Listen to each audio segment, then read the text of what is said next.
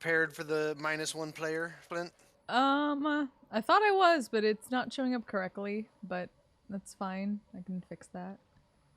Hey, it wouldn't be one of our games without some technical difficulties. You know what I mean? Exactly. Exactly. I got to At this point, it's like another character in the in the game. Yeah. watch Fight DM yesterday. Oh. Yeah, that was Oh, fun. that's not the right. Yeah. They were all freaking out. Poppy and the gang were fighting off a pair of mating sea hydras off Keyword, the coast. mating. Yeah, off the coast of Vesra. So that was a fun thing to DM. Nice. Hey, the wizard doesn't have slow. Awesome. Here comes 13 multi-headed attacks. Yeah.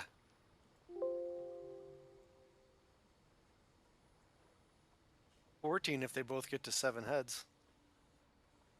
Oh no, one of them got to 13 heads. The other one, the male was of course significantly smaller and had less hit points, so to balance. But the more encounter. colorful.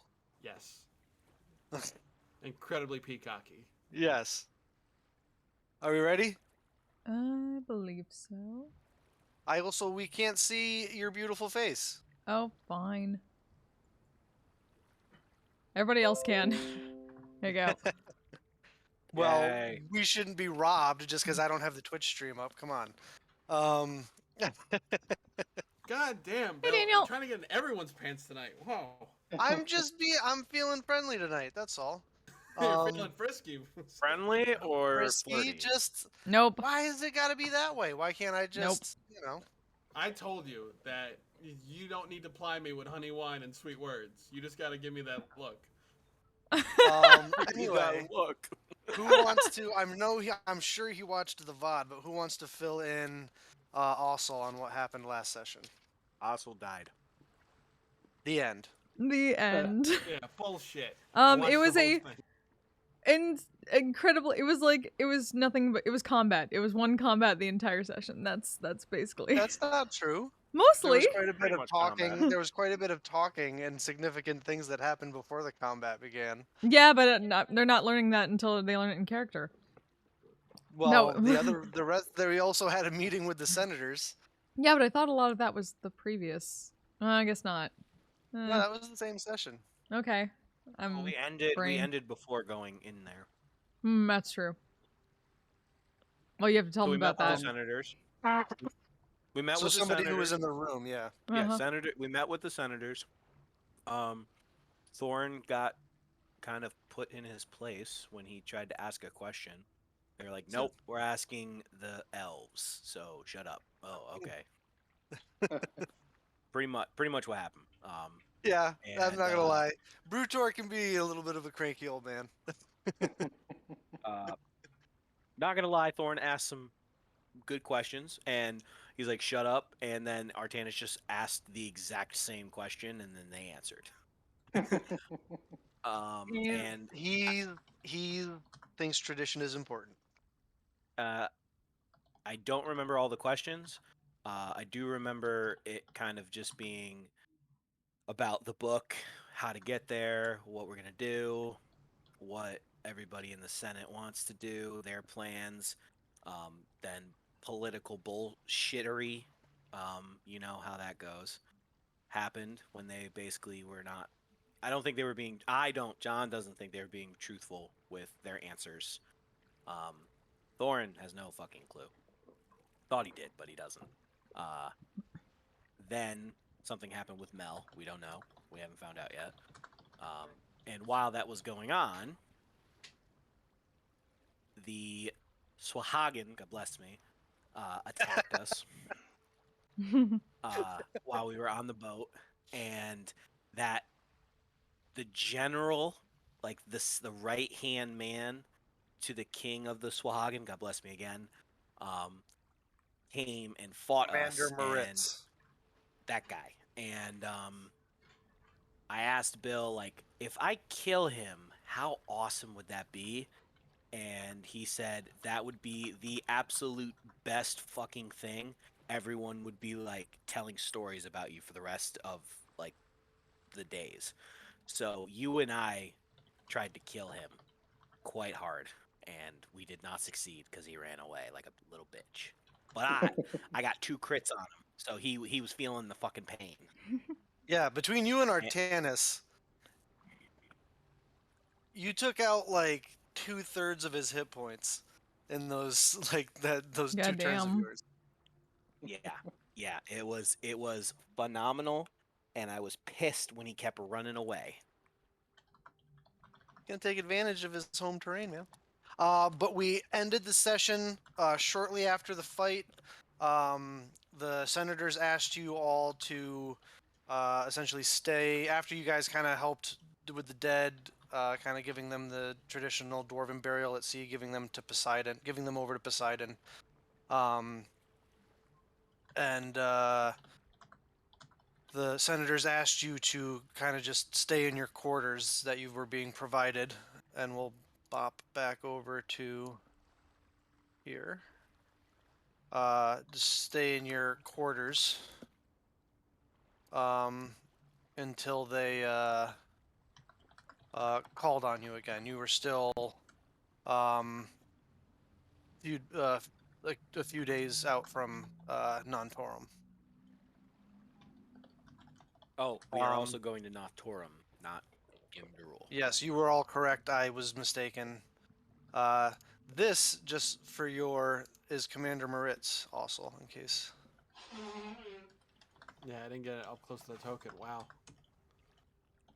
And you guys failed to kill that thing. Good job. Fortunately. But you guys took a long rest after the big fight. Not really getting a chance to talk too much about what had happened because you were all some of you were pretty beat up and in need of a good night's rest. And so you're all coming to the next morning after having finished a long rest.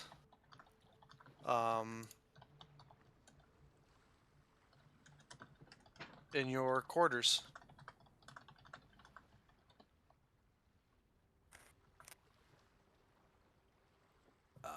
Yeah, good morning. Aye. Morning. Morning. So, Ravina is a bird now. Long rest. Yep. Aw, I missed the polar bear. Oh, Ravina Wait, was a bird before, because Ravina was in the room with. Yeah, it's fine. Okay. Oh, It doesn't change anything, so it's not. Okay. Yeah, I assume was- they did nothing in combat. Not really, no. Mm-mm. I thought it was a bear. I was sleeping on the bear. Yeah, but at the end of the long rest, it could Regardless, at this point, Yeah. it doesn't matter. So it doesn't affect the canon in any way, shape, or form. So, yeah, you all come to consciousness in the morning, having healed.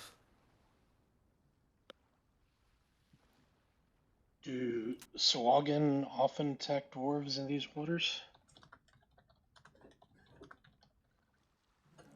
Bill? Make history checks, Thorin and Ossel, with your stone cunning score, because it's related to something you're intimately knowledgeable about.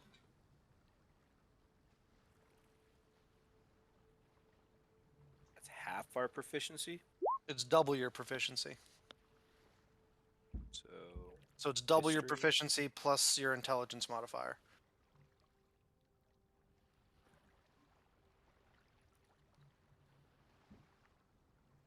$23. 23. Indeed, dwarves do often clash with the Swagan and the Marrow. You are often sailing on the frigid depths, and they consider that to be their territory. So it's you're used to it.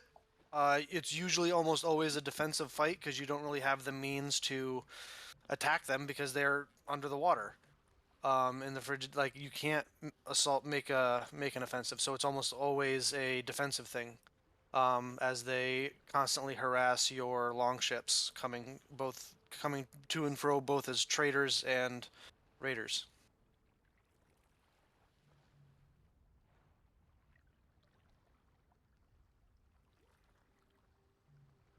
Well, hopefully,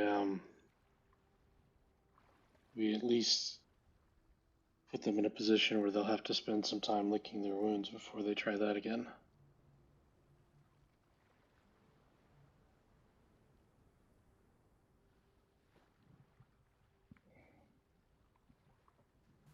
I mean, they must have felt quite cocky if they wanted to assault a ship as vast as this one. I mean, I understand a long ship, but not something of this size. That is uncharacteristic of it, What, for sure.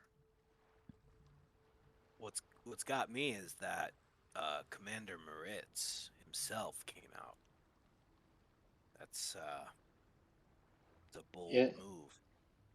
and he seemed to target the senators. Does he have some grudge against them?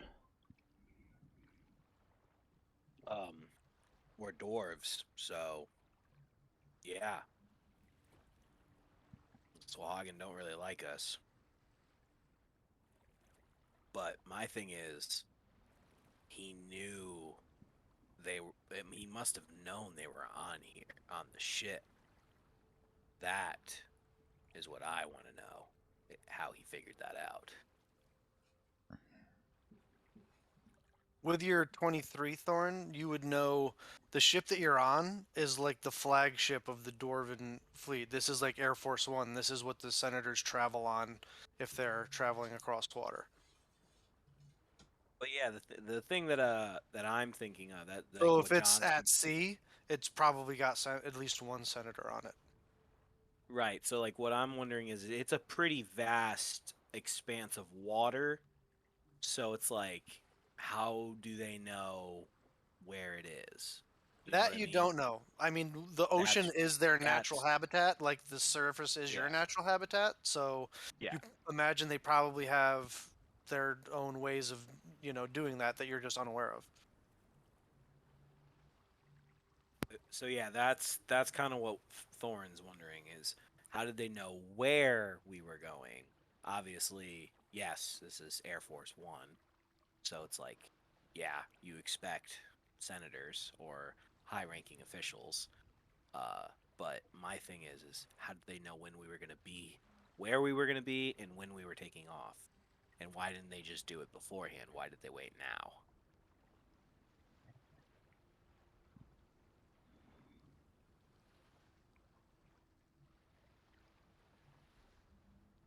Well, I suspect we'll be seeing that Commander Moritz again, unfortunately. Oh yes, I'm gonna have his head for sure. I mean, it's almost uncharacteristic of me to not go diving in after him and killing him underwater because I have these amazing boots that give me an incredible movement speed underwater. But Laura, hey, thanks so much for the raid. Are you able to breathe? How was your stream? Underwater? Hi, Raiders. Fossil? for Sorry, half we're in an the middle hour, of trying to figure out what's going Yeah, on here. I don't think you're gonna catch him Ooh. in half an hour. I have a lot of faith in you and your boots, but I don't. No, I'm sorry. No. Hmm. Their souls are kind of like those giants from before. Can't really talk to them here. They kind of jumped off.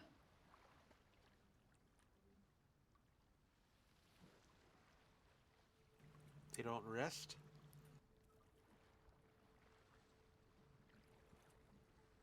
Probably for similar reasons. Not really the children of the gods in our case.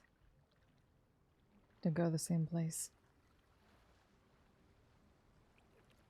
Guessing all monsters don't go to the same place then? If that's the case, where do they go? Just wander about up here? Probably. When helleth runneth over. Hey Bill, would so John knows that there's a Hades and there's a Tartarus. Tartarus is basically monsters hell. So Is that Hades, would I know that? so Hades or the underworld is the Yes. When for we lack kill of a stuff, better it word, doesn't country, go and then you to have Hades' Elysium and place for Tartarus in there, monsters and shit. which are like two different states, And like giants for and lack of a better Sahagwin. analogy. And then so Hades, Oh, hey, Tommy, thank you. Hades looks over the like all of it, Okay. and then Hecate um, is specifically in charge of Tartarus, and um, uh, Hestia is specifically in charge of Elysium. So then where's Asphodel? Is that even in this world? It's I'd say make a Arcana check, but meta, it's another plane of existence. You wouldn't have a concept of it for in your dwarven religious I rolled a practices. 7 anyway, so. So yeah, so you have I- you don't even know what those letters together are. so John's knowledge of Asphodel is Ah, that good study is blanket. human hell, Elysium is human heaven, and then there's the middle ground one. So that is not in your mythos. Just so I got that clear. No, it That's is not how not you're in running my. That's not how I'm running it. No, I'm running it Just wanted to be as clear. just like I had described. So you can. So even the PC playable races can also souls can end up in either Elysium or Tartarus. Got it. So Tartarus is technically hell, and Elysium It's is technically heaven. it is my analog for the nine hells. Yes. Okay, got it. And a combination of other negative planes. But that's That's more than we're not going to get into that right now. Yeah. No, that's good just so that I understand because Yeah, I yeah. had the understanding that it was actual Greek mythos. So thank you for clearing that up. No, it's like I said, I'm using it as like a very loose framework. It's like when a movie says this is based on historical events, and then you watch Braveheart and you're like, or The Patriot, and you're like, that is nothing at all. Like the actual history, or like 300.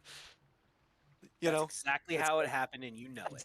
yeah, it's like not even a little bit.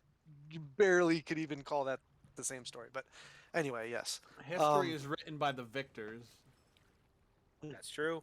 But anyway, Thorin expresses these concerns to all of you. Fuck him, let him wander.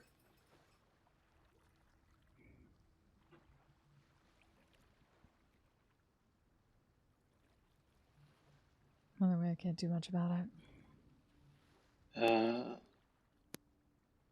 Mel isn't wearing her circlet now, right? Nope. No. What's going on with your circlet, Mel?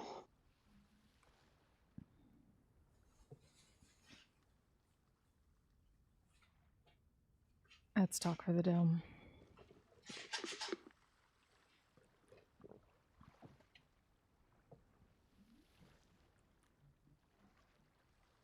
Nope. Oh, sorry. I was muted there. Oh yeah. I was like, she Damn was it. giving him the silent treatment. No, no. Sorry. Amazing. I had a feeling. I mean, it's purely in character, but that's talk for the dome. What? Your She said dome. that's talk for the dome. Oh. Well, I think we've got some time. So I will start putting up the dome.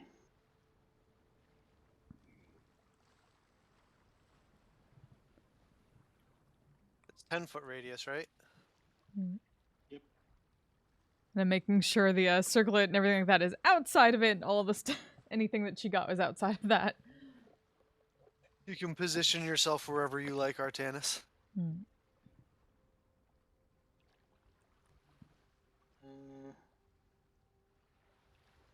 It looks like that's pretty good. That's the brig that you're in there, Thorin. The wall between the. There you go. This is the brig over here. There's some cramped fucking quarters for some pretty Yeah. important people. There's 3 beds and above them 3 hammocks. I got a hammock. But now. With a couple of desks and a dresser. And a chair. She's just gonna sit Now I down at the understand edge why of you it. turned her into a bird.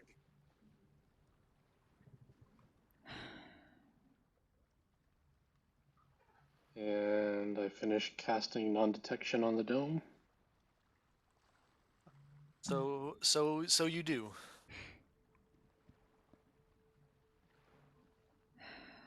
You ever feel one of those times where you think you're fucked no matter what you do? Yes. Yes, I do. Every day. Nope. Everything I plan goes right as fucking rain. Burn it all down? That's the plan?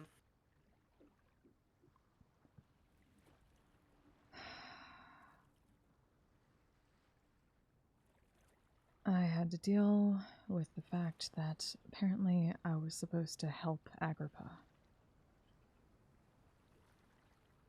Who? Why? The Codex.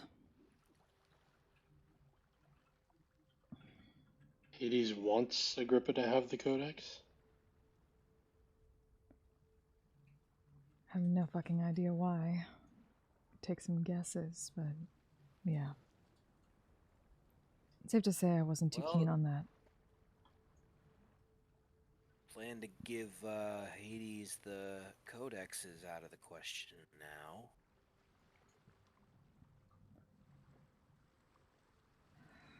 I didn't want to go in there and get information. Not yet. But safe to say, I had to make a choice, so I made it.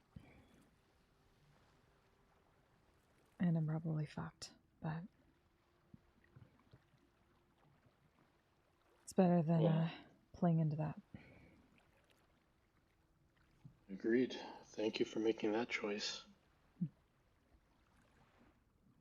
I'll have to deal with Hecate instead. Hopefully she's less insane. Oh no, that's definitely not. No. I was just about to apologize for what might happen because of that. I made the deal with Hades because I didn't want to deal with her. So now you deal with Hecate, right? No. I'm going to probably have to deal with her in the not good way.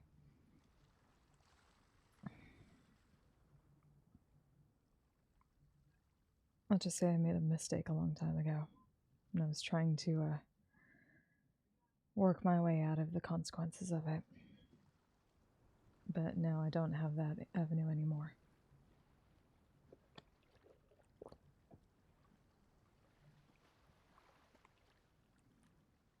Maybe I'll find a different one, but I don't know how I feel about that. Been burned before.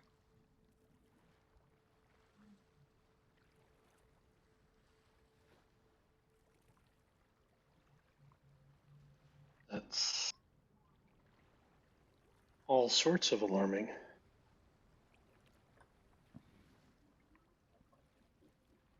Well, like Thorin said, there's no giving it to Hades or just making it disappear somewhere. Because it sounds like he'll find a way to guide Agrippa to it.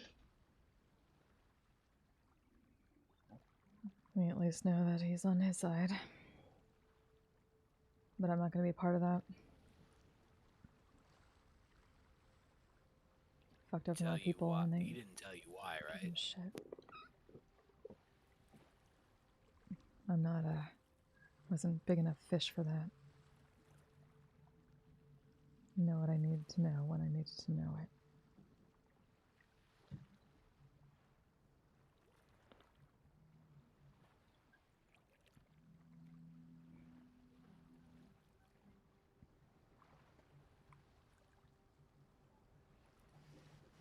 So we need to carry around a piece of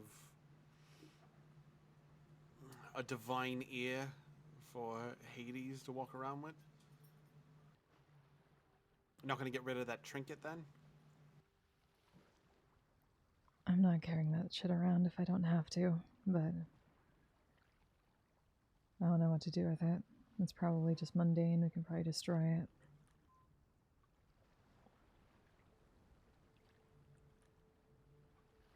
We'll see to the fires of our homeland.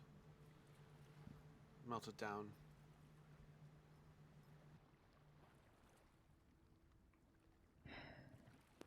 Take care of that for you as soon as we get in. Our grandfather has the best fires. Throw it into the fire, Mr. Frodo. I'm fine with that. Hopefully it doesn't curse any though. I've had enough of fucking over other people with my mistakes. You stood up to a god. You have more gold than all of us here. I credit you for that. It only goes so far until it starts becoming a problem.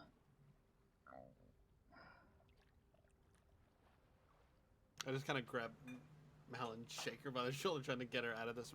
Those problems that we've come to face before, and all have failed before us. I don't see a single one of them. The gods shake and tremble at us. All that oppose. Yeah, the ones Every that fall feat. before us and die. And you're talking about the god of death. Yeah. Let us see our splendor cast before him, for him to judge, as we send mountains and mountains of men before him. Have him quake at the sight of our slaying. I think you can kind of appreciate that, honestly. Gives more fodder for Agrippa.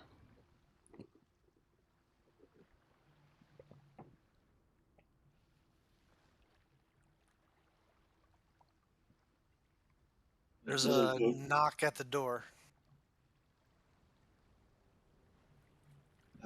I step out of the bubble and thereby breaking it. And answer the door.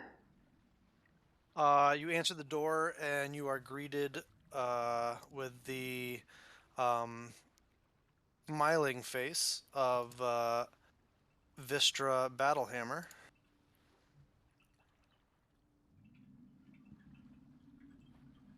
She like you? And she says, I hope you rested well. True I story think we event. did. I was like, hey, Yesterday was curator, quite interesting. welcome. I hope the senators are unharmed. They are doing fine. In fact, they've asked me to invite you to breakfast. Finally, I'm starving. Lead the way. Gladly. Stand up. Will you join us this time? She looks at you, Mel. Yeah, I think I'm feeling better. I'm glad to hear it. And she will lead you up to the main deck, past a much thinner crew than previous. Their number cut in pretty much almost exactly half. The cheers from surviving the assault last night have turned to quiet, self-contemplating mourning in the morning. As you come up to the deck, you can see a red sun rises in the east. As you are led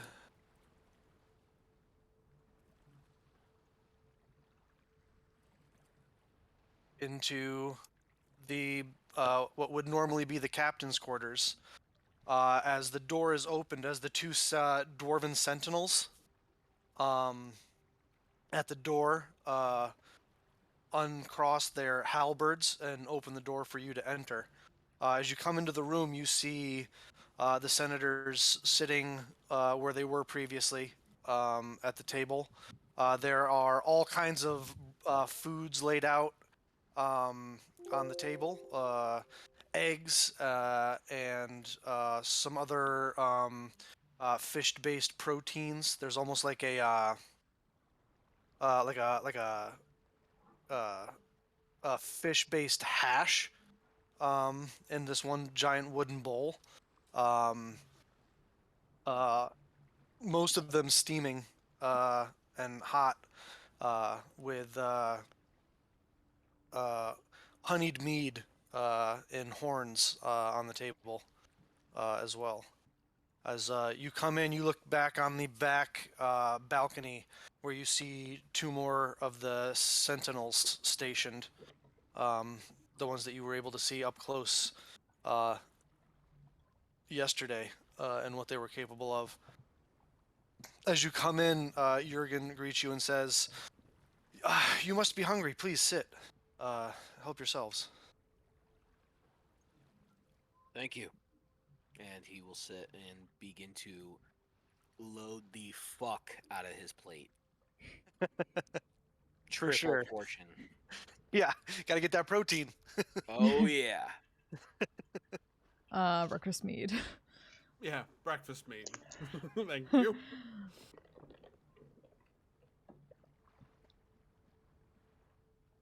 I'm also definitely going to Um, grab some of that. All right. Do you sit around the table? Does everybody sit around the table? Yes. Yes. Dommel will stand because, you know, the stick. Yeah. Dommel will stand because and continue to stare broodingly off into the distance silently. Um, 1,000-yard stare. As you sit down, Brutor says, "It is the least we could do to thank you for your assistance in dealing with our assaulters, our attackers yesterday." Is there a particular reason that this Commander Moritz was targeting you?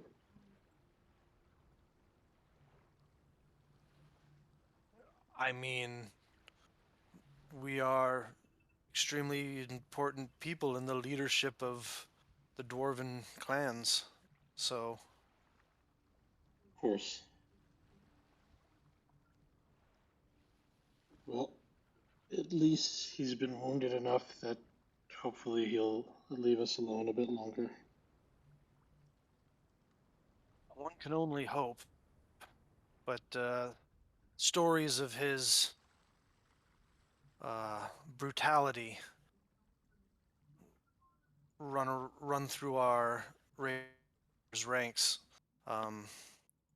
like uh, rats on a well-proportioned ship.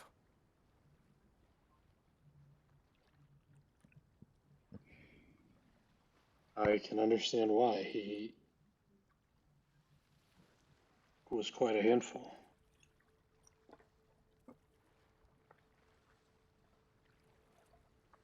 You see, we have enemies from many sides, on many fronts.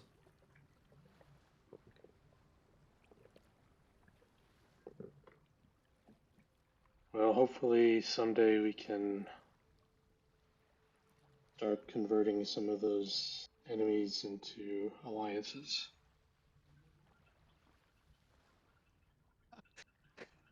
I admire your optimism, but I don't believe the Swahagan or Marrow would, in any time soon, be interested in Who just? peace talks with the likes of us. Perhaps not them.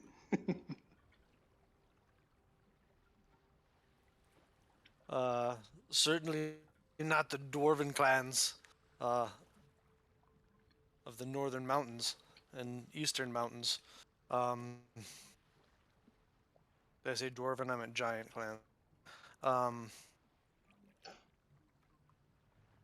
but I digress. Um, we thought it best to expand on what we were talking about yesterday before we were interrupted.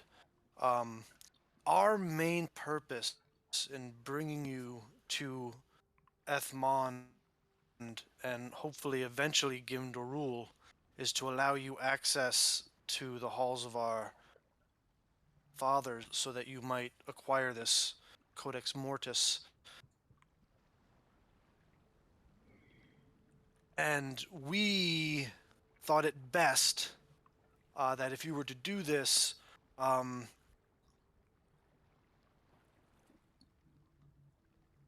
I won't. I'll speak plainly. Two of your party, it would be best if they didn't go about in their normal state or physical appearance. Well, I mean, Domo can turn into an animal, but I don't know how long that'll last. Thorin's Well, we not that were ugly. hoping to provide. We were. Jurgen says we actually were hoping to provide a solution. And what's that? She holds out two. 2 bags. There go bags over there. No, not two bags. She holds out two, like necklaces. They're leather thongs, with these little like extremely smooth, like water polished, like stones with dwarven runes carved into them. And she says, if you two, and she holds them out towards Donald and Artanis, if you two were to attune to these, you would be able to illusorily mask your into, say, like a human form, and we could move you about uh, with a bit more ease. Thank you very much.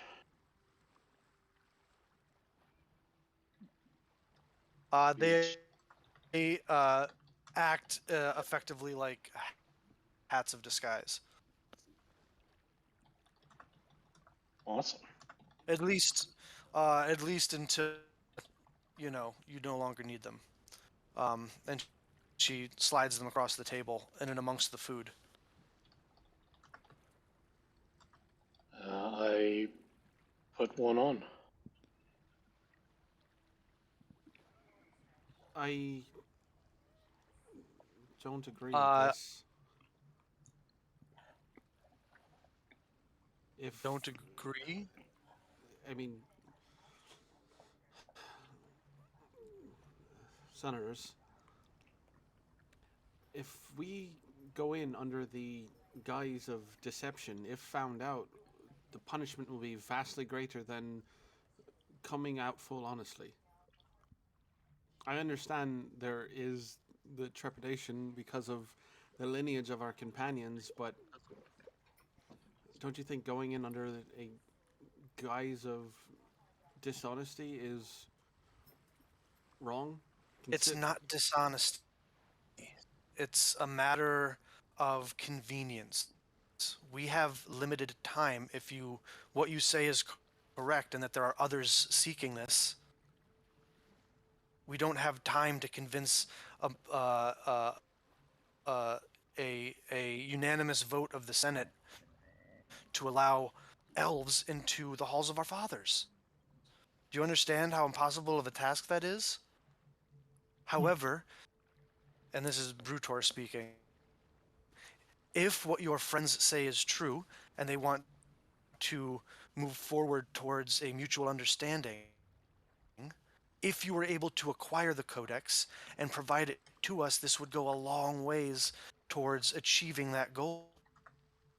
We are planning to meet Senator Tordred Broodiron in Nantorum, and are hoping that we can convince her, with your help, to agree with us and give you and your party permission to enter the halls with these outsiders that you've brought back from the south with special skills that will assist you in acquiring the codex.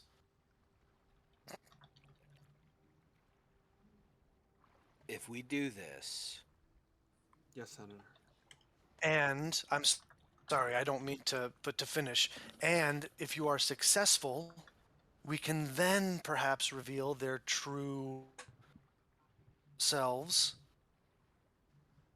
And with such a enormous gift given, that will go leagues towards easing over. The deception will be forgotten, not worried about. as long as we give you guys the codex.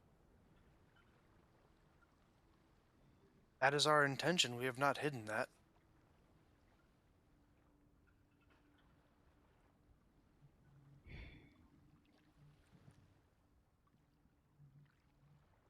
I haven't even decided if I want to give you the codex. Also, it's just instantly now, like, just thinking everything over, just rubbing her and just trying to get the pressure out of her head from trying to explode.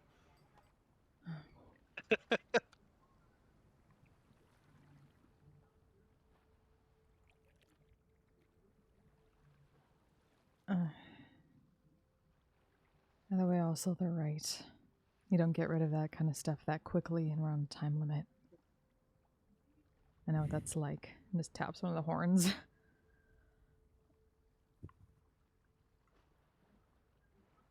Wise words, says Jurgen.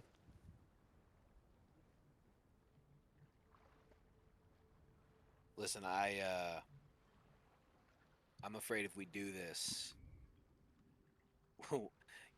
we only have 2 votes right now that are keeping me and Ossel from being clanless. If we do this, I and that's think you. It's you two. that's a bit drastic. Yeah, if we don't think it's our asses on the line, not yours. Like, can you at I least? don't think clanlessness would come from something like this. Besides, you're aware that Yeah, that requires. bringing That elves under the requires. guise of a disguise into You him know. to rule. Yes, that I would think would be clanless status in the You highest, know that or death. requires a. You know that. You know that requires a unanimous vote from the Senate, and they won't get that.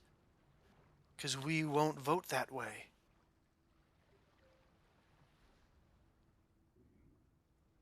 You should know well that is why your father is not clanless.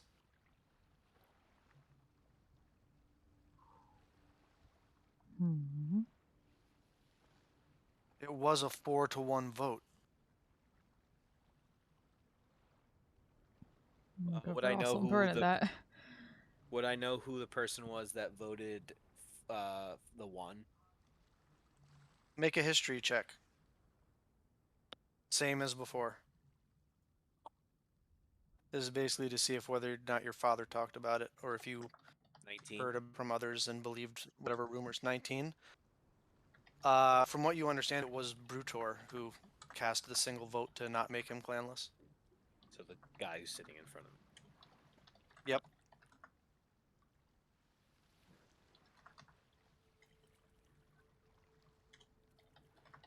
Brudor, can you answer one question for me? I will give it my best effort. Why didn't you make it unanimous?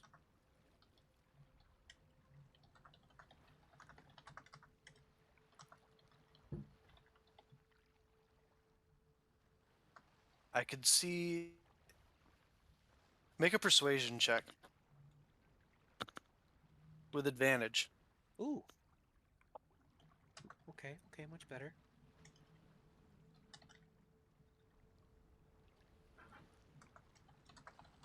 Where is it? Persuasion. 17.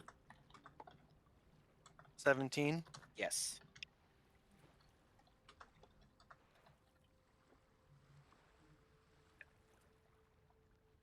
You see he hesitates for and says, "When I looked into your father's eyes, I saw that he had suffered enough and punished himself already.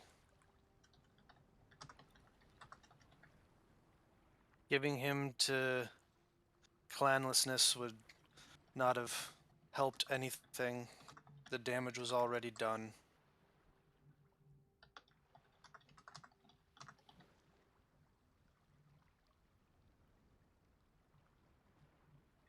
And I believe you," and he looks at you and Ossel, "will prove that that decision was a wise one."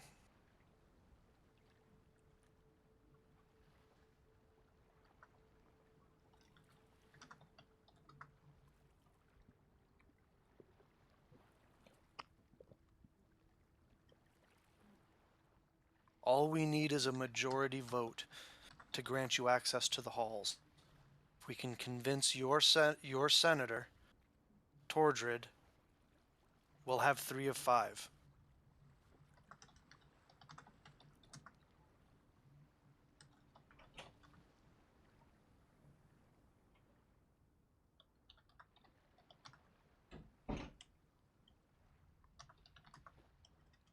All right, in all brutal honesty, I am not comfortable with giving any nation, including us, and he looks at Artanis, that book. I want to destroy it so it never falls into the hands of the You're- wrong people. Wait, you're talking about the Chronos Codex? No, the one they want us to give them. Mortis. Mortis. Mortis. Oh, the Mortis? Talking about Mortis. No one should have Sorry, the power. please say it. Yeah. Just start from the beginning and say that again. I'm sorry. Just to be completely honest with you, as I believe you've been honest with me, Brutus, I don't want anyone to have the Mortis book. No one should have the power to control the dead. And he looks at Artanis. No one should have that power. Not even us. And it's not greed. I want to destroy it. I want to get rid of it so that no one can use it. I understand that you guys as the Senate want it to protect us from the Empire, or if anyone believes it, the elves, which I don't think are an issue. But it's not. It's the dead need to stay dead. They don't need to come back. So I have a really hard You time. hear. Oh, I have a really hard time wanting to give you the book. It's not that I don't trust your intentions. It's just this book is just naturally evil and should not be in anyone's hands. Jurgen pipes up and says, "For one, I don't believe you're qualified to make such an assessment. No offense, as you've never even laid eyes on it and know, I imagine, not much more than we do about it. And by you, I'm referring to your party and not just you specifically. You haven't had your tour in the halls yet. Ask your sister about the undead things she faced down there. The ability to control such things and force them back to beneath the earth where they belong could regain us the halls of our father. I understand that, and trust me, And that is not an opportunity that I am willing to pass up, especially when an agent of the elves has their own codex. listen, I understand. I understand that. I understand the nightmare stories that Father told me to put me in line when I was being bad. And I understand they come from something real I have yet to lay eyes on. There are two sides of the coin. Yes, it's good because we'll get more of our heritage back. We'll get our halls back. We'll get everything that we lost back. But think of what happens after you are gone and there are new people appointed who are hungry for power and greedy and want it to expand. And it gets to the place where the What dwarves. makes you think you can destroy it? If what we believe is correct, these are objects that were created by the gods. What hubris gives you the idea that you, a mortal, could destroy such a thing? I have to at least try. If I don't try, then. And the world goes to Tartarus. And I didn't try. And I would be no better than what my father turned to. They kind of gasp at that. Ossel is uncomfortable. And Just because some kind people of give you fair, like dirty look a little bit, Thorin. listen, just because people have seen those monsters, nothing's worse than seeing a monster do those things. Defenseless people. And not be able to do about it for a while. Brutor speaks up and says, with a sternness in his old and raspy voice, and says, I can appreciate your intentions and the naivete that drives them. But as a man who's seen several centuries, I understand it took me a while to learn this as well, but one shouldn't speak of things that they don't know about or understand with such authority, and should perhaps listen to those who do. Let me at least ask you this. I think you've spoken enough for a bit.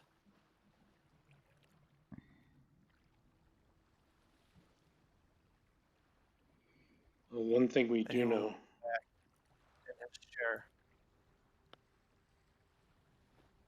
we do know that Agrippa wants this codex, and that he was able to break the siege at Al Ruam. If you were able to get the codex, are you confident that you could hold him at bay if he sets his energies on your homeland? That would be the idea, which would be made much more an achievable outcome by possessing such an artifact, especially knowing the kind of powers that it is that he wields. No more morning meat for you. Is that you, Thorin? You were doing? Just move that tiny chalice away. I'm just curious. I'm Thorin, just Thorin did not grab curious it, who actually. you're. I was hoping Thorin was being I'm so just bold curious because who- he's had a few drinks, and that's why I was trying to No, move that no. away. Oh, No, this is no, normal. I think Thorin's Thorin. just that bold. Yeah, Oh Yeah, God. I think Thorin's just Thorin, that bold. Thorin is that bold. He Oh, does not. no. He I does love not it. like He does love not. it. He does not like politicians. He thinks they are corrupt. 100%. No, this is my clan later. Be Yep. nice. I don't give a shit who they are. All right, Cap, relax.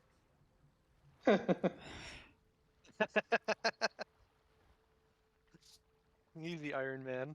Um, um, uh,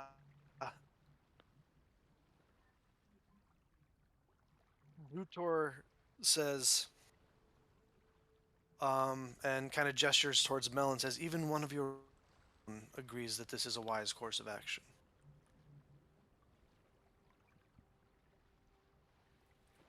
I was more agreeing to the part about not having to deal with the politics between your kinds.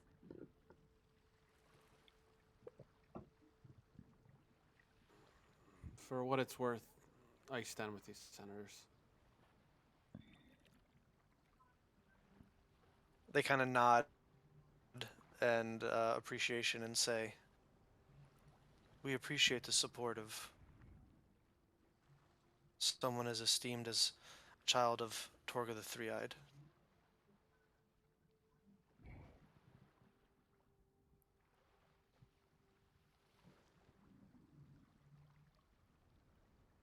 I just don't want the After damn thing that- in Agrippa's hands. That's it.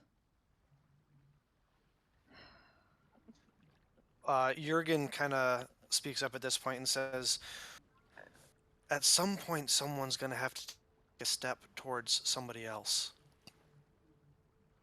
We all want the same thing, to acquire the Codex. You won't be able to do it without us allowing you access to the halls, and we don't think there's anybody else more capable of acquiring it.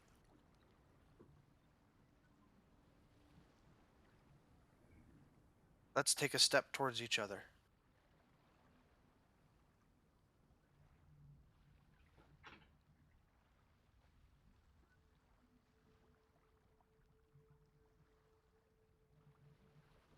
With that, Thorin will stand up and say, "Well, it seems like you guys have already all made your decisions, so I'm going to walk out. Doesn't matter what I think. We'll walk out."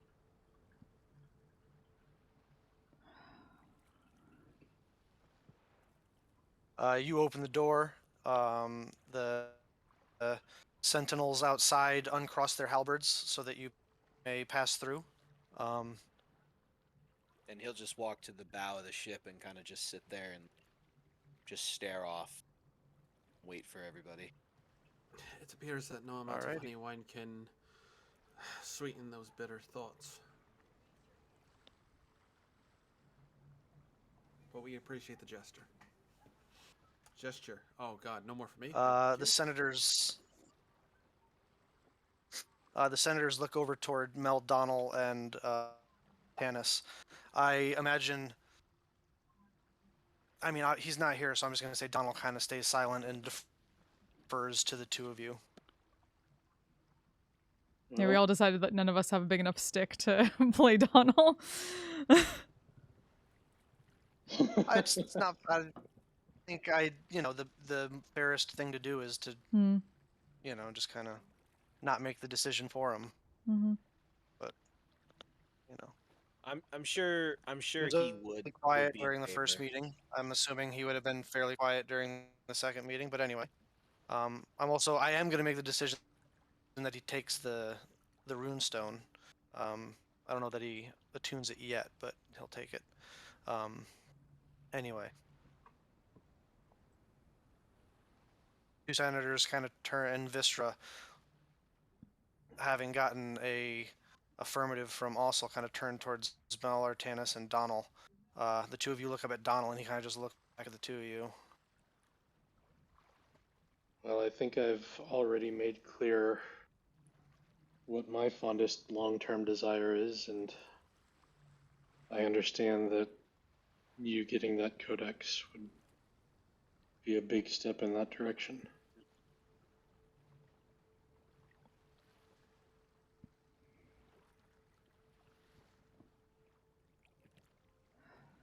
I've spoken my piece about it. I don't. Maybe it's a cultural thing, but I wasn't able to pick up if that was like a you're in or not kind of. I'm in.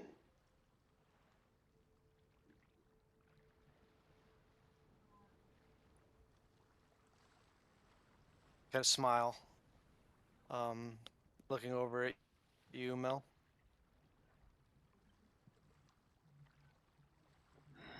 Yeah.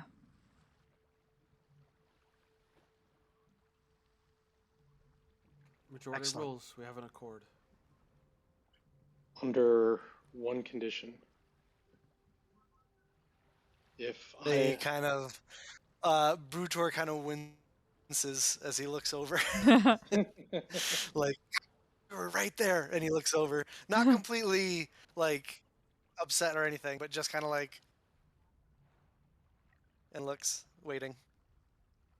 If we are to help in getting you this codex, I need an agreement that it will never be used in hostility against my people, or raids will continue against my people.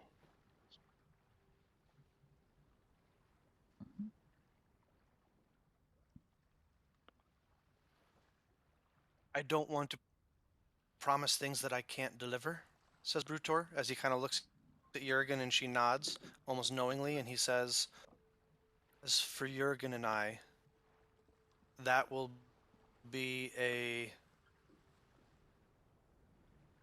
Once you return with it, assuming you're successful, that will be a non-negotiable term that we will insist upon as part of the negotiations. I can't speak for the other 3 senators yet. I hope to be able to speak for Tordred after we are done in Nantorum, but as far as the 2 of us are concerned, we agree." Very well.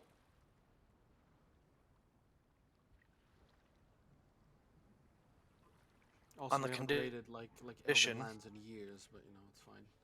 I don't know why they keep thinking we On the condition that the same oath will come from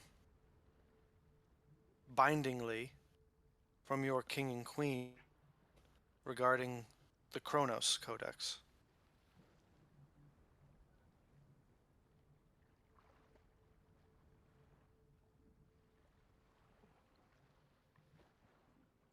As you are not able to speak for the other senators, I cannot speak on behalf of my king and queen without discussing with them first.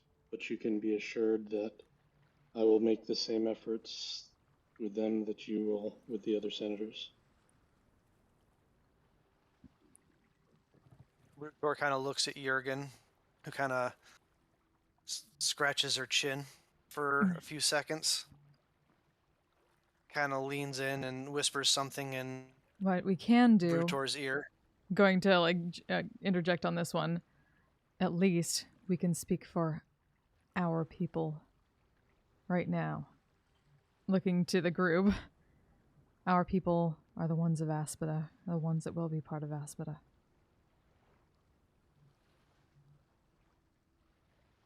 So we want them to be kept safe from this.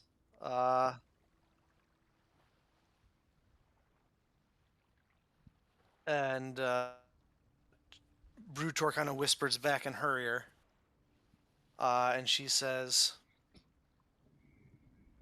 "We agree."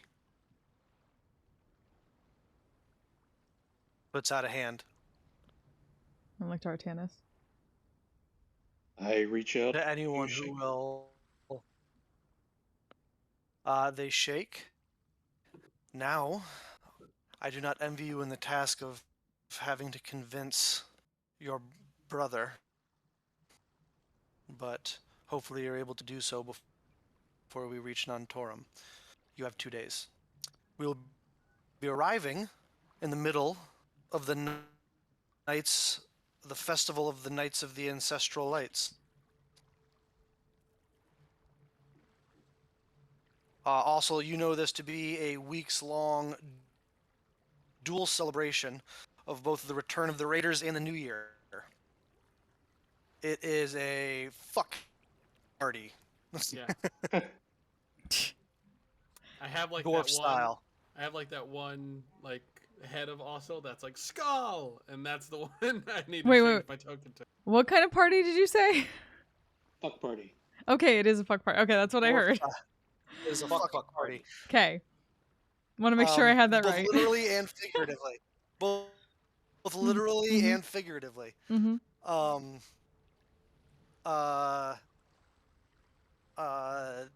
The priests and traditions of Aphrodite are a big part of this festival. Um, it is there are many feasts and celebrations. Um, there are many feasts and celebrations happening, tests and competitions of strength, sailing races, games of chance and skill. Um, uh, and when the sun goes down, there is uh, the arrival of the ancestral lights in the sky. Um,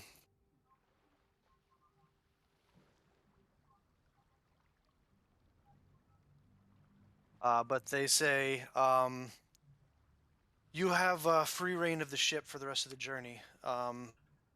And I would recommend that you make sure the appearance change is set before we arrive in Nantorum.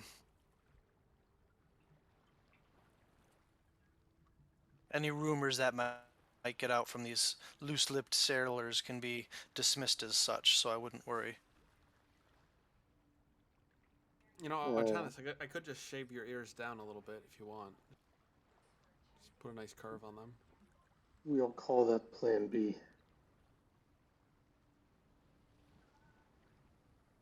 I'll have Axe Tanis at the ready.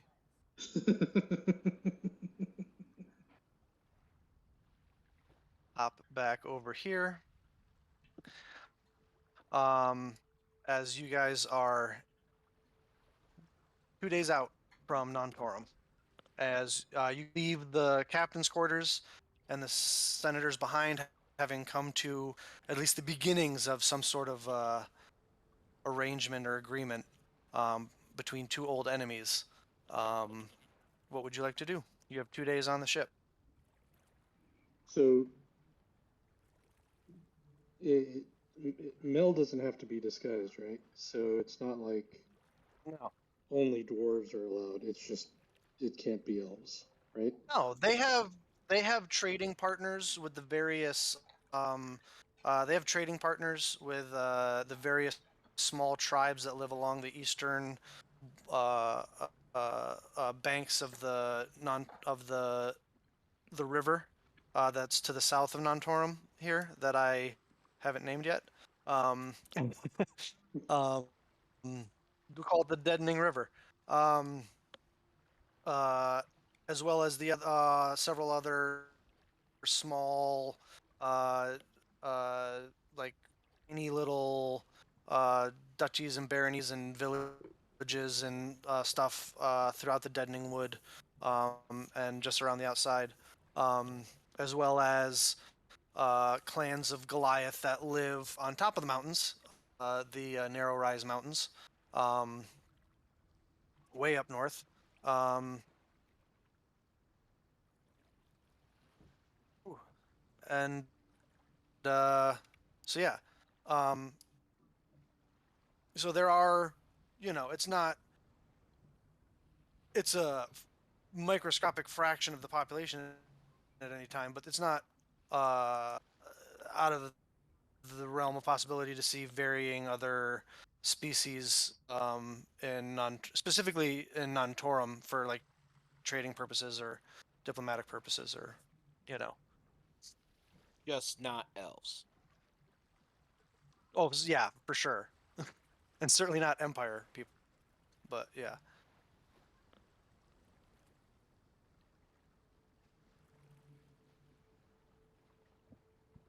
There are some Meridian traders that use the road around the Deadening Wood up to Herndam Tower, and will sometimes take a ship all the way to Nantorum. But Okay, I will try to make a disguise based on that and really try to make them look kind of as forgettable and nondescript as possible. Just really plain features. okay, just a human male, Yep. generic human male. Ah, NPC. How Must have been the generic we wind. talking? Um, And I'm gonna say I'm going to make an executive decision, and he can change it next week if he'd like. But I'm going to say that Donald does something similar. Also makes himself just look like a human.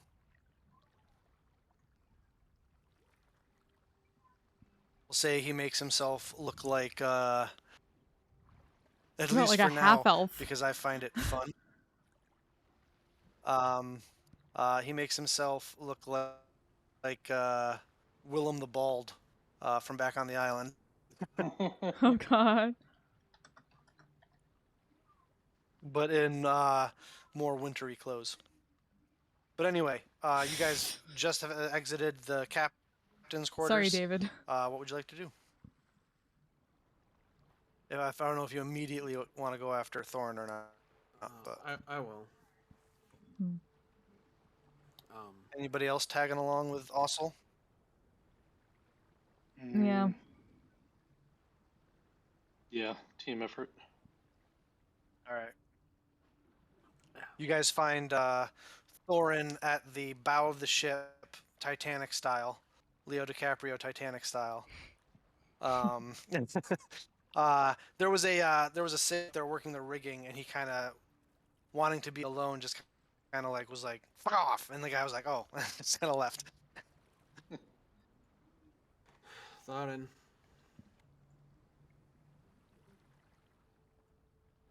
I can't tell if he's not there because his camera went off for me. Is he there? No, I'm here.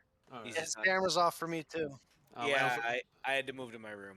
I Don't want I stream take- to see my room. I take my like my forearms and I rest them on the on like the railing with holding Talon. You know he can do it without you, right? He's still not answering. That's fine. You don't need to talk. We all value your decisions, and I understand that you're more skilled in blade than politics. But you need to see the good of this. The influence of bringing Artanis and Dommel and our people together, finally.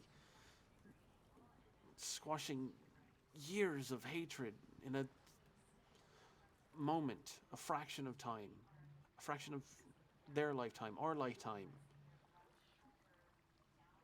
A kinship that could be made. That's all we have. That's why you came out. To protect your kin, me. If you don't want to go, I understand. You've heard all the stories from me and Dad. But I'm going. And I'm pretty sure you said at one point that you came on this journey to protect me. So you're either going to fail in that duty by not coming along, you're going to swallow your pride and you're going to come. I don't only give in ultimatums, you know that, especially to you. You're my brother and I wouldn't see it any other way that... she kind of gets a little choked up for a second. And I don't want to go in the holes again. I'm near losing my breakfast thinking about it.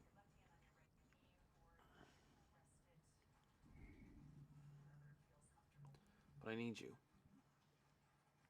As much as I've said I didn't, for this task I do. And you know how much that pains me to say.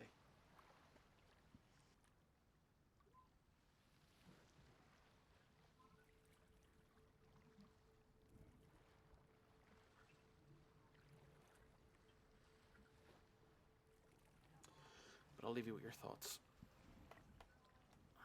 Maybe the sea air will give you peace as it does me.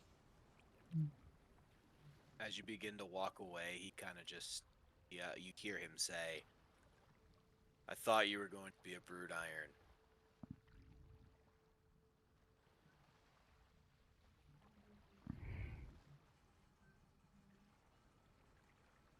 You know I could never be.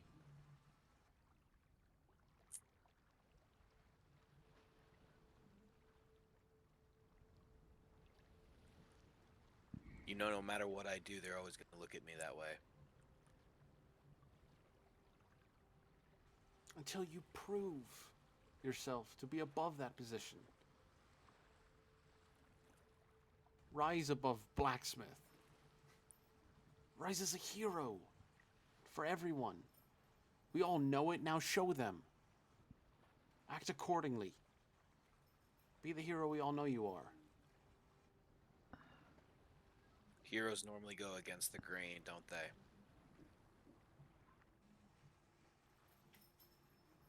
No one made history by agreeing with everyone.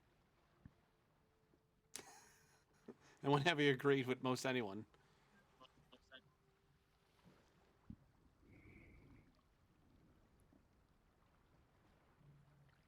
Just because what's his name sits on the council does not mean I give him every. Someone can always do the job better. Just because that Frostbeard in there is someone you look highly up to does not mean he is right. And I will not be told I am wrong for thinking what I was thinking. But I know when I'm outvoted. I'm not going to let you die. Just would have been nice to know that I had someone had my back for once. You're right for the wrong reasons, and he's wrong for the right reasons. Technically, he could offer slightly more than you can right now. And also turns around and she has her axe pressed against her palm. But if you really, really, really, really, really want to start something, I see a freshly scrubbed deck that needs a little bit of blood splattered on it. So this whole time you haven't really been, like, you haven't seen his face. Yeah. He turns around and he already has the blood on his face. Oh, we're fucking going. Oh shit. Do the 3, 5, or 7. 10, What the fuck? Or I'm sorry, 1, 3, or 5. Sorry. 10, 20, the highest. That would be 5. Let's go. Time to put you in your Uh, place. Are you fucking kidding me? You watch as they draw weapons and charge at each other. Roll initiative, the two of you.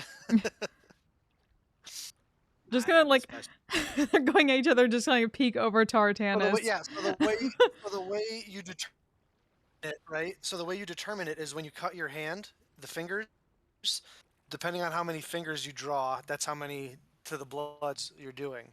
So if it's 1, 3, or 5, the whole face, the whole hand. Peek over Tartanus while they're starting to do this. Like, all right, I'm fucking confused. Didn't he choose his name? This is really weird. Yes. I have so many questions. What'd you get? We're not What'd you getting get, any Thorin? answers. I rolled a natural 1, but then I rolled a natural 20 because I get advantage because I'm level 7 now. Hey. Oh, So that is a all right. 22. You act first. You act first. Okay, so I'm going to Frenzy Rage, and I am going to recklessly attack. You mean regular rage? You can't frenzy Well, rage. he can decide it's frenzy rage now if he wants. That's up to him. He just can't make a third attack on this turn because he has to use his bonus action to go into the rage. Yeah. So yeah. But I'm so just make gonna go. 2 attacks with advantage. The first one is a 16. Does a 16 hit? Apparently not. Oh. It might You hit. gotta. Oh, maybe I had my shield. Did Artanis equip my shield? I think he did. Yes, he did. Yep. All right, so yeah, it would hit then because it'd be 15. Okay. So that's roll damage.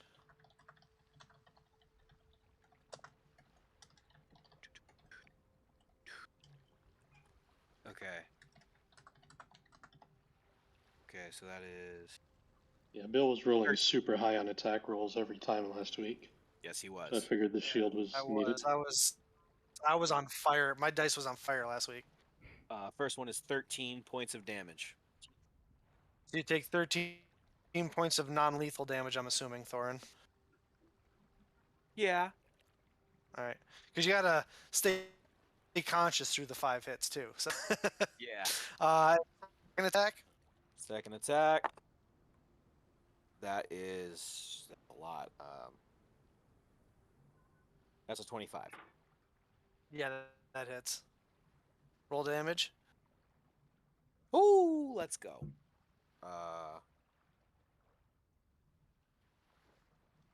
So 18 points of damage.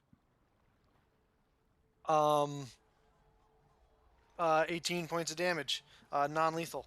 As with a burst of speed and rage, Thorin comes charging forward and makes 2 quick strikes, connecting with both. Ossel, your turn. Amazing.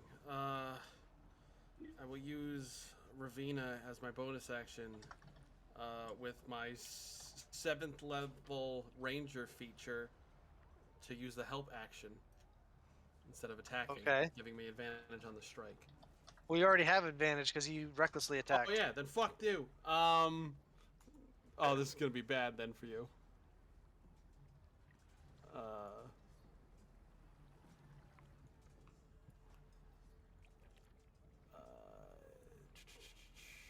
Then I use my bonus action to cast the other spell I picked up, Zephyr Strike. So I it also gives me advantage on one weapon attack. Ooh, both pretty good.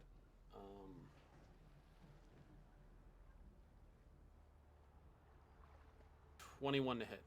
Yep. All right, that is. Thank you, Maiden's die. 6, 7, 8, 9, 10, 11, 12, 13, 14, plus a D8 of force. So wait, you're gonna have to split this up because he's raging. So what's slashing and what's force? Oh, 6, 7, 10, 11, 12, 13, 14, half to 7. So you take 7 points of slashing damage, Thorin, And then 6 force damage. and then 6 force damage. Okay. And then Second attack. yeah, which is not at advantage. No. Yes, it is. Yes, it Reckless is. attack. You're all advantage. That's a 19. So that's a crit. Yeah, you just hit. No, 19 on the die. Like natural 19. So it's a crit. Which is 26, which is a wound also. Yep. So that's 6, 7, 8, 9, 10, 11, 12, 13, 14, 15. Have to 8. So yeah, 8 points of slashing damage. And he has a wound, which will bleed. All right. And then Ravina's gonna punch you in the back of the head. Didn't you use your bonus never action mind, to cast never Zephyr mind. Strike? Yeah, you're right. You're right. All right. But I do have 30 feet All of right, movement, so so- I'm just gonna fucking find the nearest. Wait, Not 30? running from the fight. Yeah, because of Zephyr Strike, it increases my movement speed by 30 feet. So I have 55 feet of movement. So I will use that to start. I want to get like Johnny Depp style and start climbing up the ropes, and towards like the mast top. Okay. You get an attack of opportunity, Thorin, if you want to use it. No, he doesn't. Zephyr Strike. I do not. Oh, Provoke Zephyr- attacks of, I do not provoke attacks of opportunity okay. from that. All right. I don't know Hey. that. So yeah. So make an athletics check to climb the rigging. You have the sailor background, right? Rating background, but yes. Right. Yes. But yes, right. Yes. So with advantage. I don't need it. It was a natural 20, so it'd be 26 total.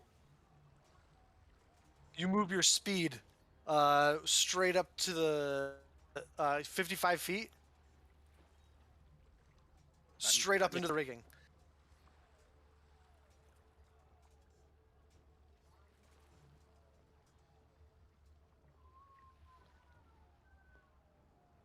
Sweet. Yeah, so you disappear up into the rigging, or not disappear, but you scurry right up into the rigging before you're even able to make an attack, Thorin.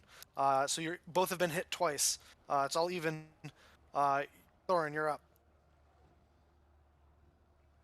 Ossel is 55 feet away. Just up. Just come on, boy.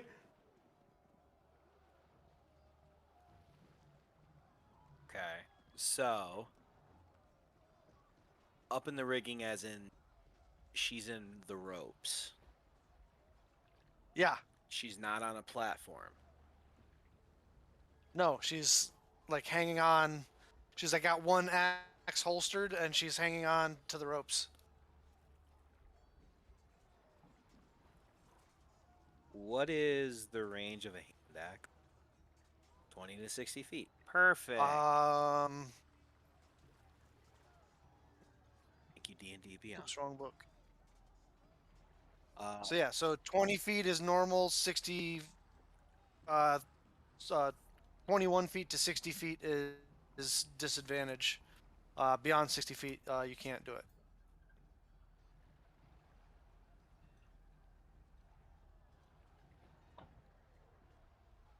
okay, that's different. Huh. And she is 55 feet away. You also have javelins, I believe. Yep. Is there a platform? Like, Is there a platform? yeah, like where she There's climbs up to? there's the crow's nest. There's the crow's nest way up at the top is the only like real flat platform. Okay. Like there's the crossbeam sails, but those are like cylindrical. Yeah, that So, would not be a smart idea. I mean, you have to like balance on it.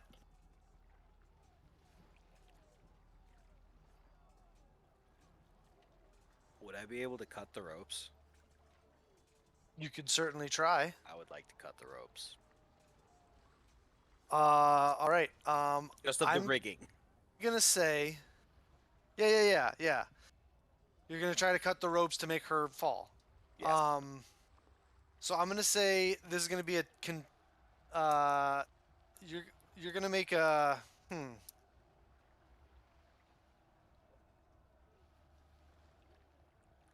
make an attack roll. Just melee attack. It's 23. 23. Roll damage just for to be sure. 17. 17, yeah. You cut through a few ropes, and the damage was 17. Correct. Also, you're gonna have to make a dexterity saving throw. The DC is 17 to grab onto other ropes so that you don't fall.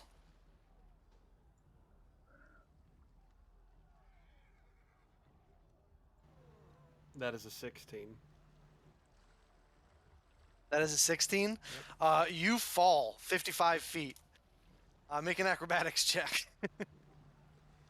This is gonna end poorly. 7. 7. John, Thorin, roll 5d6.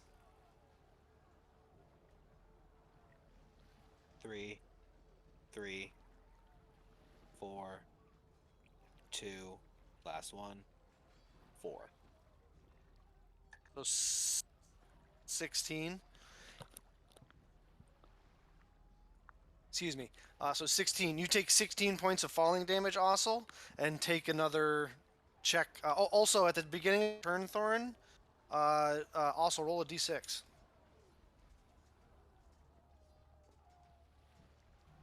2. You take 2 points of necrotic damage from that wound that also left you. As a big gout of blood comes out. Does that count as a It blow? doesn't count as a it doesn't count as a hit, but the fall does. So that's one hit. as Ossel is prone before you. And I still have my last 2 hits. You you have 2 attacks, yeah, Okay. I would like to use because them. frenzy rage. Yep. All And right, I you have reckless advantage as Oh I wait. already have advantage as she is prone.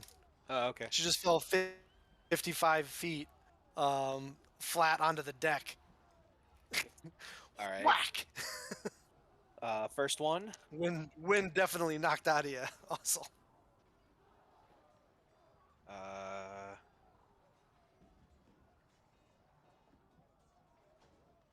25 for the first one, I think. Hang on, let me double check. Yeah, I know that hits. Yeah, it's 25. That hits. And then the second attack, that one is 18. 18 also hits. Wait, 18 damage or 18 to hit? 18 to hit. Oh yeah. To hit. Yeah. Yeah. Hmm. So go ahead and roll damage for those.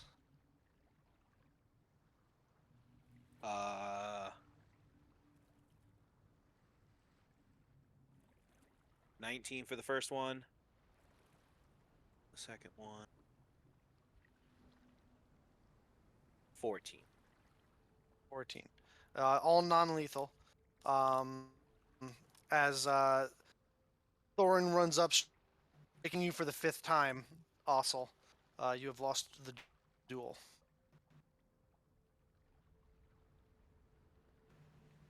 Yeah, sure. Yeah, he buries the axe and also is no mas, no consciousness. Fucking dunzo. Oof. 0 hit points. I'm at a negative 11 hit points to be exact. Oh well, there's no negative, but so you Ossel is there unconscious. Donald will cast a cure wounds on you immediately to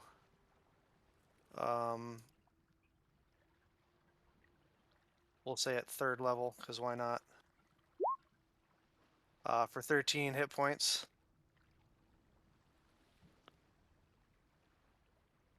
Thorin, you take another 5 points of necrotic damage from the wound. Okay. As Donald will recognize this and throw a 1st level cure wounds at you. Counterspell, Artanis, for the love of God. To stop the bleeding. As the 3 of them, unless I thought you said, Mel, that you'd walked away. Or was it Artanis? I can't. Neither. I think we all were there. Yeah. Yeah, they said it was a team effort. Paid. So, unless either one of the dwarves continues forward, which would be extremely gauche, the duel appears to be over as you come back to consciousness also. Are things settled? Yep. And also will reach underneath her shirt and remove that beaded necklace that Thorin gave her. And I will press my forehead against his, and I will put it over his neck.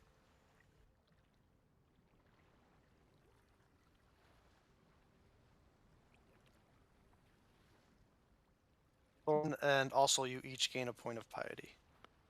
Ooh.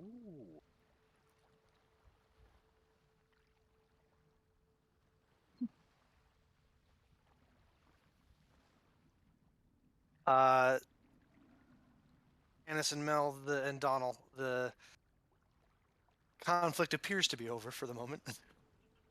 Though we have no idea what the fuck the ending to the conflict actually is. What does this mean? But they're not swinging their weapons at each other. Yeah. No. Anymore.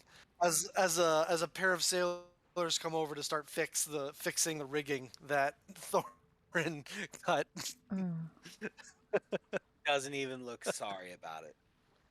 But also, Thorin, you get inspiration for that move. That was awesome. Yes. Errol flinned it.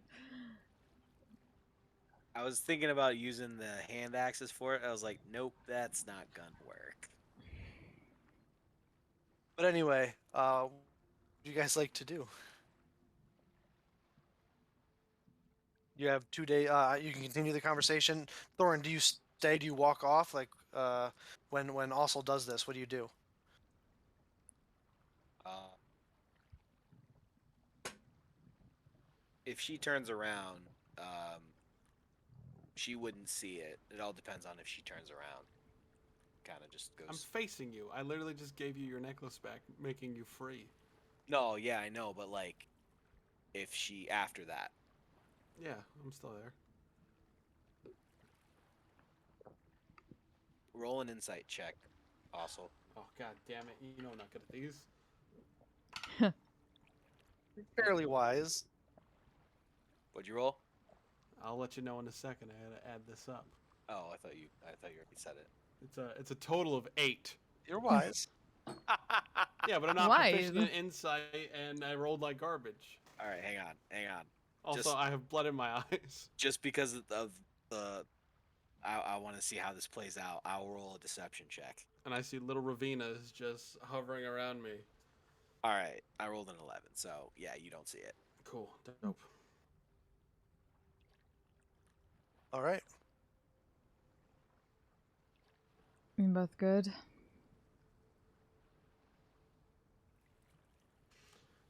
Yeah, sure, I'm fine. Big gap of blood. No, I'm gonna go rest. I appear to have Well- misspoken.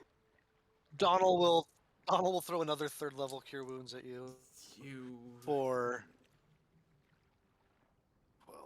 14 plus things. That's the wrong character sheet.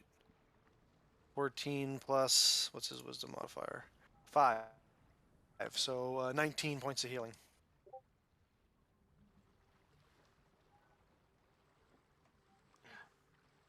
There you go.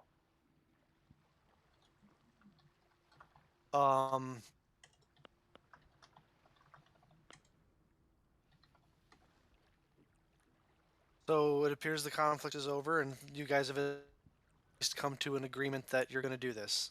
You have 2 days on the ship before you arrive in Nantorum. Is there anything you guys would like to do, talk about, what have you? Either with yourselves or one of the NPCs on the ship.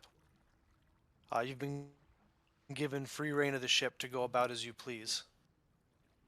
Tenants. Yep. Oh, there's some chess. I'd like to pick your brain, but also get better at this damn game. Let's do both at the same time. Yeah, that seems to involve less blood than what you and your sister did. Yeah, sibling rivalry. Fascinating. One Well, without one. So, set up the board. so I set up the board, and I guess we would just—it doesn't really matter who wins. I would say that it's more Well, of a we'll play out the scene conversation. first. Yeah, go ahead and Yeah, play out the it's scene. more it's more of Yeah, like in Just go ahead. Injustice. Have the Okay. conversation. So this book, you obviously know a little bit more about it than I do. Perhaps a little. On a scale of 1 to 10, 10 being we're out of our fucking minds, 1 it'll end up okay. Where do we fall on giving to some? I have no idea. I think they were right that we have no idea on how, or even if, this thing can be destroyed. So counting on that as an option isn't wise. And absent that, if we can make sure it's kept out of the Empire's hands and use it to at least start down the road of mending relationships between our people, at least we can make some little good come of it. Checkmate. Yeah, we did that really well when we had the map in our possession. And the dwarves having a book that can control the dead is gonna seem real great to Domel's dad. No, I agree, and I have no idea how I'm going to deal with that fallout. But it's probably worth the risk. I understand that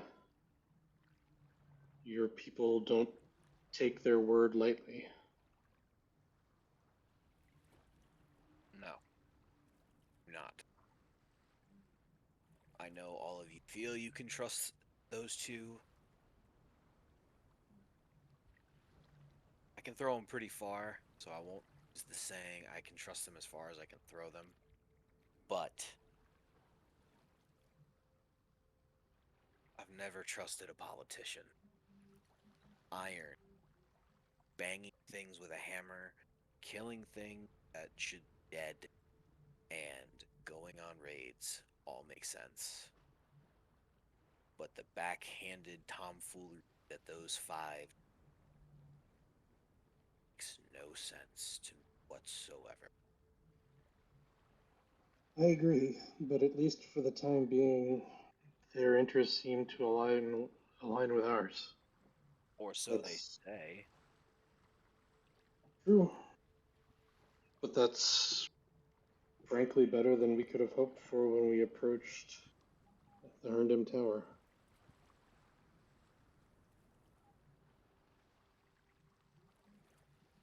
They did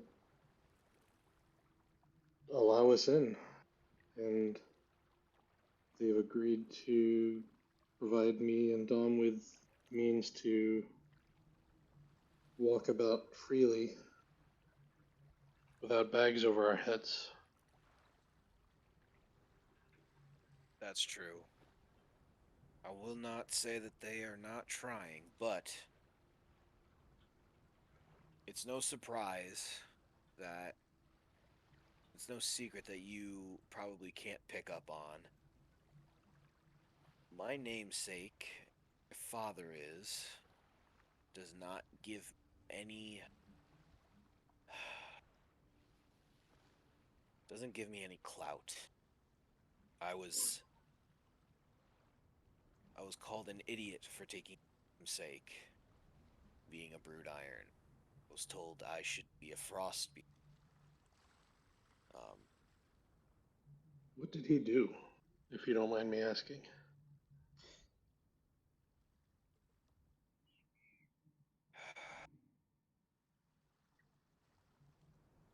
chose to save his men.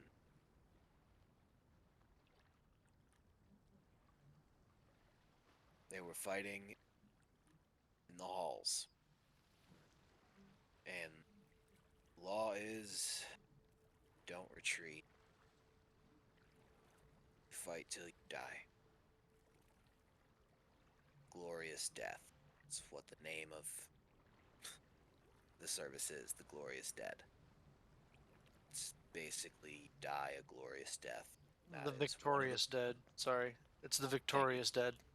So I say that. As opposed to the Grateful Dead. Yeah. the victorious dead, which basically means you fight till you die. And yeah, my dad saw that they were all going to die, and he chose to save them rather than them dying. And there are dwarves still alive to this very day because of his decision. Sounds like a good man. Yet 4-1 said he should be clanless. People that we met when we met, that's what my father was supposed to be. That's what they just chose to say he was supposed to be. That he was absolutely a terrible person. Lose all rights to the clan. Because he chose to save men's lives, women's lives. Well, now I can understand why you dislike politicians so much. Still, if what we do here ends up saving more dwarven lives, more elven lives, more Aspidian lives, isn't that worth it? It is, but let me ask you this. How is the dwarven people having a book that control the dead make relations between your people and my people better? Oh, I don't think my people will be thrilled about it, and things may not go well for me when I get home, but if it's at least a gesture that there are those who are willing to bury the axe, I think it's worth it. I'm all for going and getting the book. Killing whatever has it, killing anyone that tries to get it.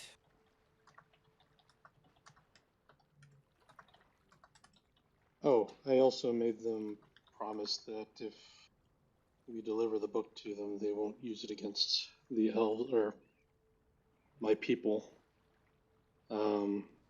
or ever raid it against us again. So I think that will be somewhat appreciated You by get the that? elves. If they make that a law, I'll believe it. Yeah, I'm not taking anything for granted just yet, but it's a step in the right direction.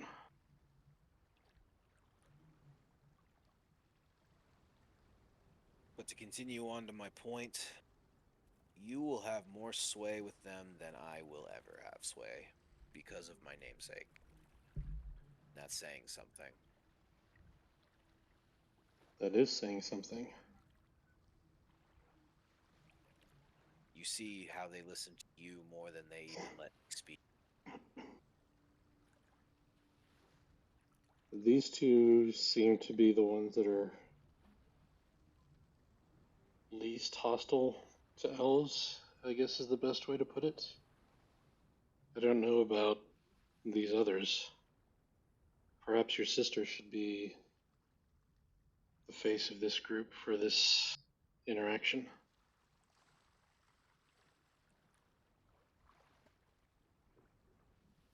Unfortunately, I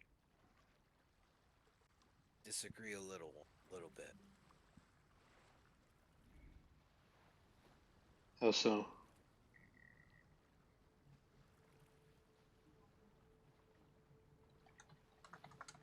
I think she sees them the way that I do. But it could also be a good thing. I could just be crotchety towards them for what they did to my father. Though not a great man, he's still my father.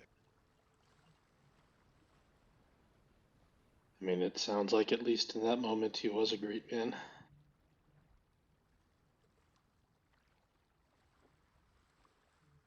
I'd like to think so. I'll do my best, but if we can't get that commitment not to use it against us and essentially to hold up that tentative promise, then I'm not inclined to hand them a codex for free.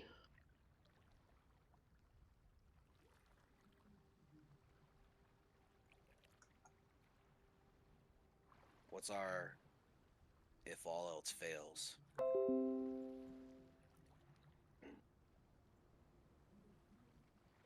I can send it off either to the elves or to the philosophers. Well, But if I do that, then we're going to have a really hard time getting home.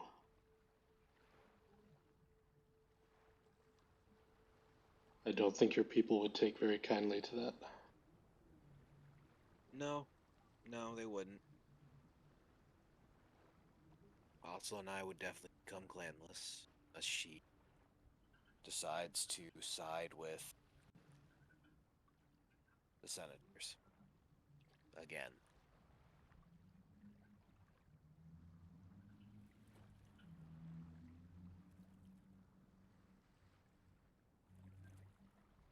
This is a sore point between the two of you, huh?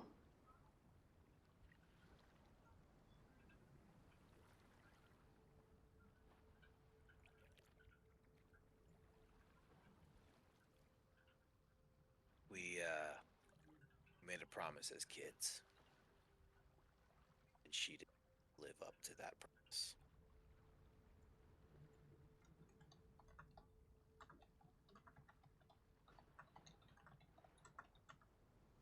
I can understand how that would hurt.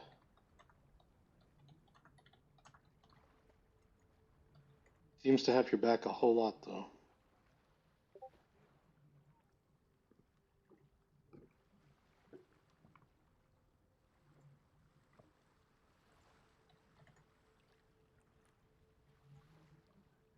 Yeah.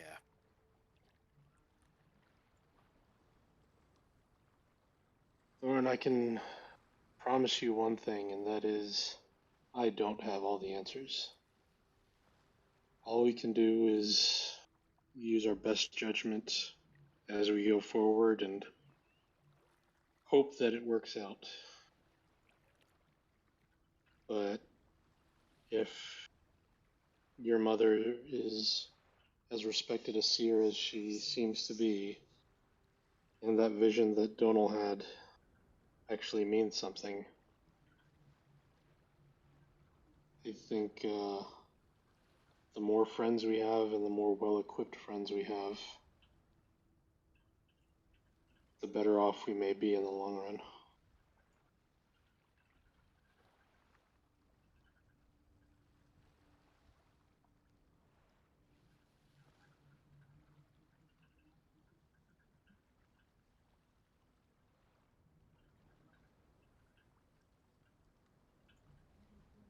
Just make sure you don't die. One second. Well, I think we both know that that's Do not one of my you, strengths.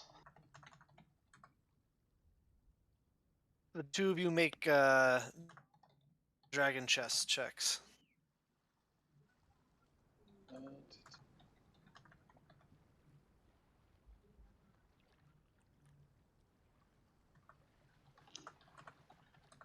18.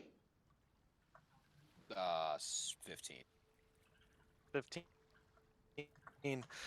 This time, though he gives you quite a decent challenge, Artanis, you are able to best your people.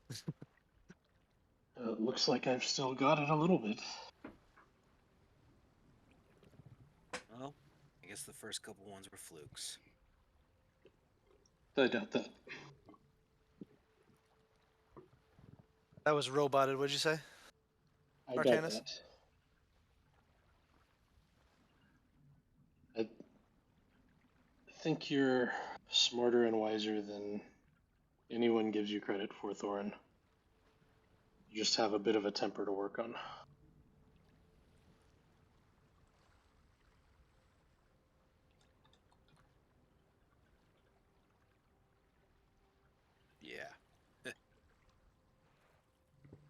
is kind of all I know.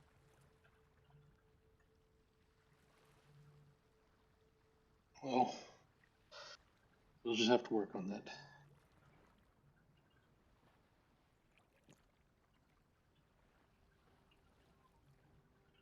You guys clean up the board and go about the rest of your 2 days on the ship. Speaking of which, if I could have the dwarves join me in secrets. Dun dun. Ooh. It's just us. Look, everyone's gone. Post memes. I legit have no idea how I'm gonna spin this with the elves. I may be branded a traitor or something. Welp. Welp. I mean, do they gotta know? Do they know? What all do they know right now? They know a lot, and they were expecting me to return with the codex. Mm-hmm.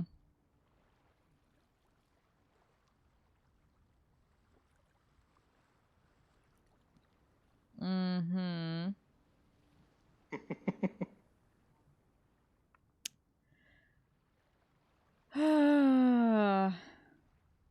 Are you gonna give him the Cronus? We gotta find the other one. Or no, we find the Mirror. yeah, we find the mirror and give it to the elves. There we go. There you go. Which one's okay? So we get the control undead. We get maybe control fey one. One of them are gonna be fiends. Elementals maybe. We're just gonna go through the list of creature types. Well, I don't know if I don't think that mine would be a creature type.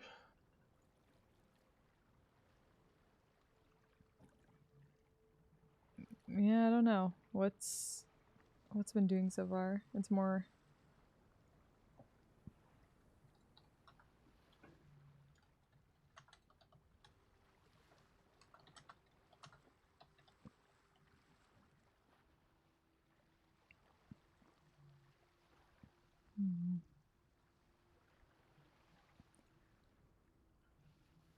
So how are you doing, chat?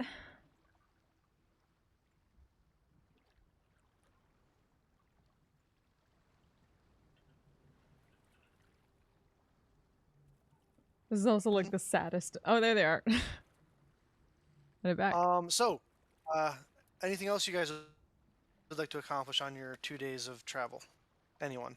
Mel, you're I would like to see if anybody walks in on this. Oh fuck. Um, I can lock the door. Mel, make a stealth check. Okay. Everybody else make a perception check. But Mel's gonna set the DC first before you guys roll. Okay. See if you remember to lock the door every time. That is a 21. 21. Did anybody meet or exceed a 21 on their perception? Nope. I rolled a 10. Also? Yeah, I beat it. 16 plus 7. Oh. Yeah. It's definitely above it. All right, so you come downstairs to get something out of the room.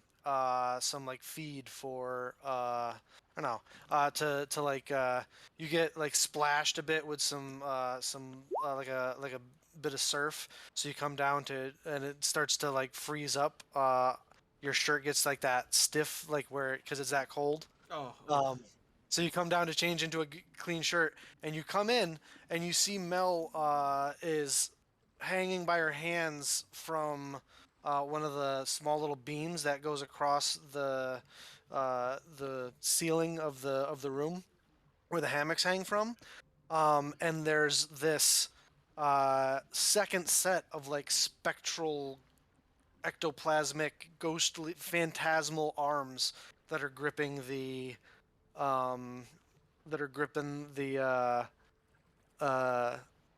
the beam as she's doing pull-ups.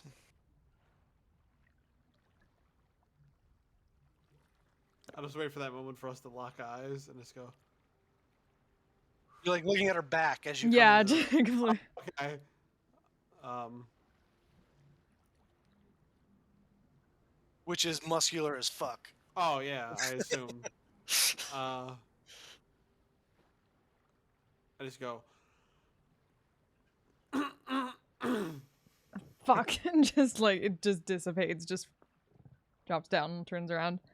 Make an acrobatics check. Yep. I want to see how cool the dismount is.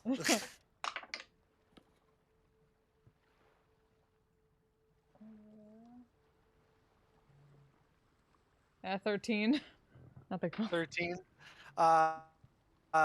Just you kind of just like let go and spin in a little 3-point landing with your tail kind of helping to balance you as you land and stand up. Hey. Hi.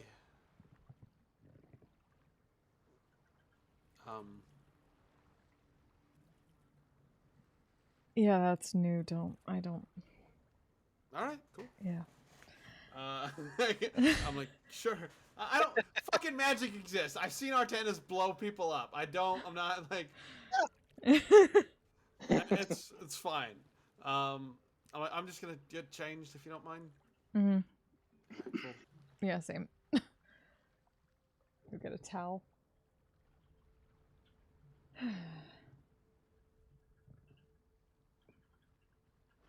Mel, you hear in your head, it's okay, you can talk about it. Like, yeah, what do I actually talk about? I think it's safe to say at this point you can confide in them. Well, yeah, but how do you kind of explain? Fine. Now I'm trying to remember out of character whether like because You don't actually have nobody. Yeah, you don't actually have to speak. You can just think it. You don't actually have to speak. Yeah, that's what he's doing, but also Okay, just making sure you know. because no one ever actually saw her, did they? Like back at Aspida. No, you're the only one. Mhm. It appears that because you noticed the dwarves and Swahagan reached to it in the fight yesterday, right? So you know now that people can see it, right? Mhm. You get this you get the sense in sort of sharing memories almost that it's almost like you just information doesn't have verbal information doesn't have to be exchanged. You just kind of like access this information of the joining gives her some more corporealness, some increased corporealness, as well as giving you more access to the spirit. Mhm. So Yeah, it was more along the lines of it I works was trying to both remember ways. whether people had seen her when she was still like a ghost back on Aspida, but I don't think so. I think I was the only one. I was just kind of Not at explaining all. that. No, 100% no. Yeah. So Yeah, 100% no. just kind of like thinking it over, like I'll tell them all the next time when they all see it. I don't want to have to repeat this a bunch of times. Yeah, sure. I'm sure you could probably just gather them and, you know. Yeah, as in, I also want like I'm sorry, were you talking David to be Krios or there. Yeah, for sure. But do you say that out loud kind of to both of them? But like you saying it out loud so that also can hear it, but you're also saying it to Krios? Yeah, I'll just say like she doesn't quite understand like the whole telepathy thing just yet, so she just talking like she would normally talk to a spirit. Okay. So it was like one-sided half of it. By the way, there's like 6 minutes of silence because I have to take off my medium armor and put on new armor. So it takes 6 minutes. So it's just like, All right, it's not like taking off a shirt and putting on a new shirt. It's like, fuck, all right, all these buckles gotta go. Full on Final Fantasy character, too many belts. Yep. I dressed in layers Uh, because it's cold.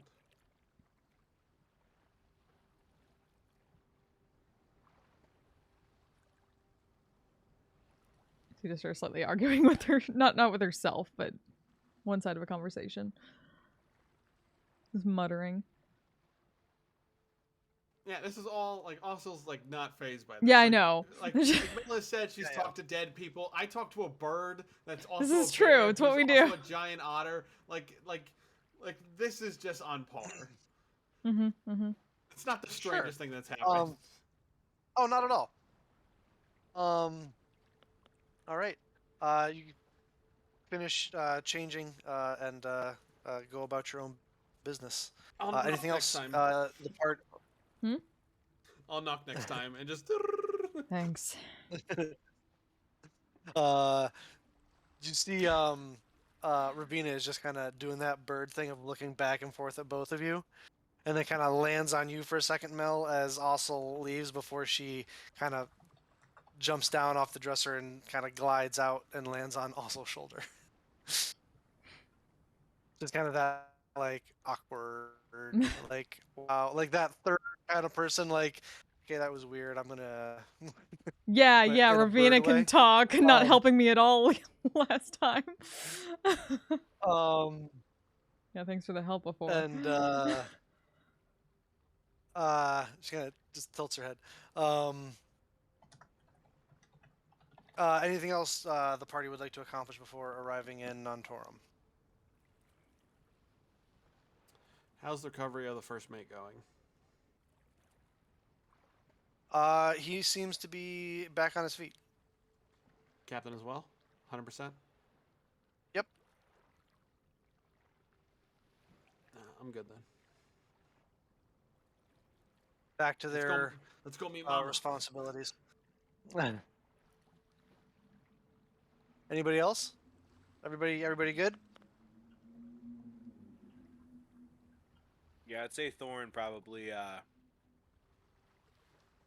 is keeping Ossel at arm's length distance. Okay. So I mean, it's close quarters. You're on a ship, but you do the best you can. But she probably gets the hint. All right. 2 days later, you arrive in All that beautiful sailing footage, Bill. Gotta have a montage. Montage. well, that B film or B footage. Bean. Beautiful bean You footage. arrive in the city of Nantorum.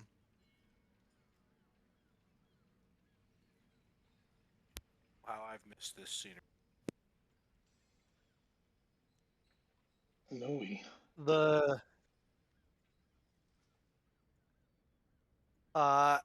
you're all on deck as the call comes out that you're coming into port. As you begin to sail, kind of right, as you can see on the screen, right into this little covered area here, this open area underneath the large rock face that comes into the sea there.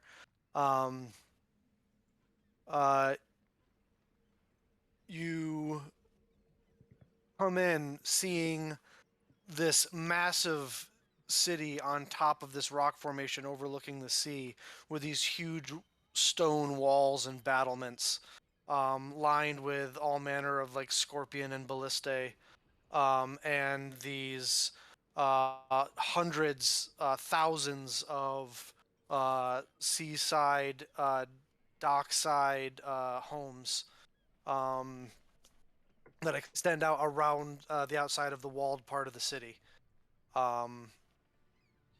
You see long ships coming and going, carrying goods, and you can see in the city, uh, even as you're coming in, not early in the morning, but um, well before noon. Um, celebrations of the festival are already underway. There are drunken dwarves going this way and that. You can literally see, uh, like dwarves just like getting it on, like like off to the side in public. Um, the like the Dothraki wedding in Game of Thrones. There are duels happening not that far from the romantic activities that are going on. People swinging axes at each other. You look down toward the docks, and there are uh, people lined up along the docks uh, as there are ships lined with sailors and crew as they're holding out the oars. And it appears that there are dwarves betting on races as they run across the dwarves that their shipmates hold out, the oars that their shipmates hold up for them, back and forth to see who can get back and forth first. Every once in a while, you watch as someone misses steps and splashes into the frigid waters, coming up with like a shocked look on their face as they swim off back over to the dock. Um, there are dwarves in clusters throwing bone dice in cups down with gold exchanging hands.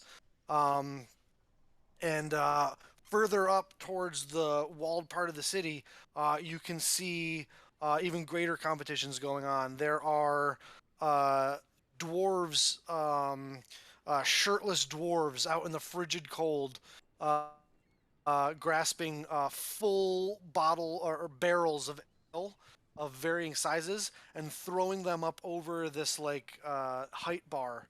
There are other dwarves taking what look like full long like tree trunks that have just been like the branches carved off and running and trying to throw them to see who can throw them the farthest.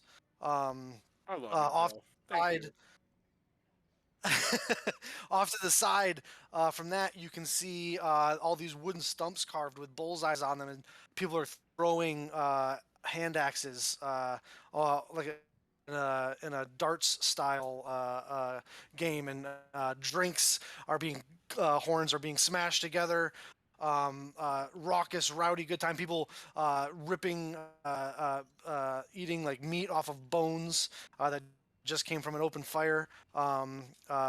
Welcome to the city of Nantorum during the festival of the Knights of the Ancestral Lights. AKA the fuck fest. How lewd. No, that's not what we call it. Like a weird cross. It's like a weird cross between Ren Fair, Highland Games, and Burning Man. Mardi Gras. Mardi Gras. Burning Man, yeah. Burning Man. Mardi Burning Gras, Mardi Burning Gras. Man. How close would you say to like our family home would we be? You haven't quite docked yet. Your family home is right here. Oh, so we're gonna pass our house. No, you guys are over here, in the little donut, for lack of half a donut, docking the big ass ship. That's like You, that's it's like an awning. that's like that's like 10 times the size of any of the long ships coming in and out of here.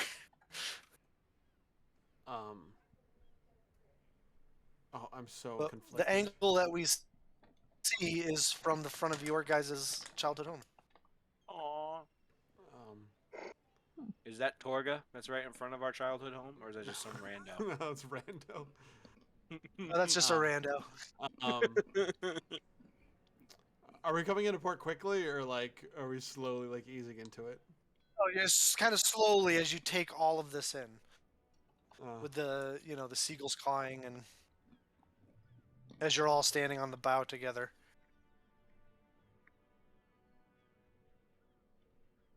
Oi. What do you think the young ones are doing? Oh, my heart would be a flutter to see Viddy's face again. I'm interested to see what Keeley picked.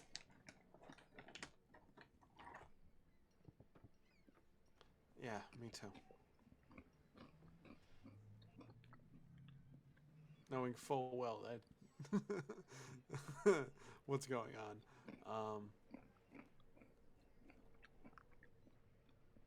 Do we have those big like stopping posts like they have like by the little like long ships? Are they like like these ones right here? yeah, Yeah. cool. All right, I'm done with. I look at the senators and I go, senators, if you do not mind, I believe Just come walking up, yeah. yeah, because I believe I can't be on the ship for another single second. Oh, we have business. That's correct. We have, as soon as we dock, which the captain says we're minutes away from, we have business. We need to go. We need to go meet with Senator Tordred. Oh, Wait, you mean all of us? Well, um, yeah, that yes, I thought that was. I'm sorry. I thought that you understood that.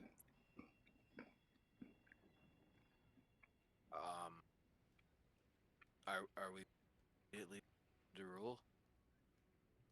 I'm sorry. Are we going to be leaving immediately for Gim to rule, or Oh no, not immediately. We're going to stop here for. We're one of the purposes for stopping here is to pick up Senator Tordred to bring her back to Gimdorul as well. oh, all right, cool. All right, so we at least get a night here, correct? Yes, if you have urgent business, I'm sure I could extend it. I come up with a reason to extend it, but I don't want to wait too long and anger Senator Senator Broodiron. I look at Ossel, and I look back. How long could you give us? A couple of days, maybe. We'll take that. We'll see what kind of mood Senator Tordred is in.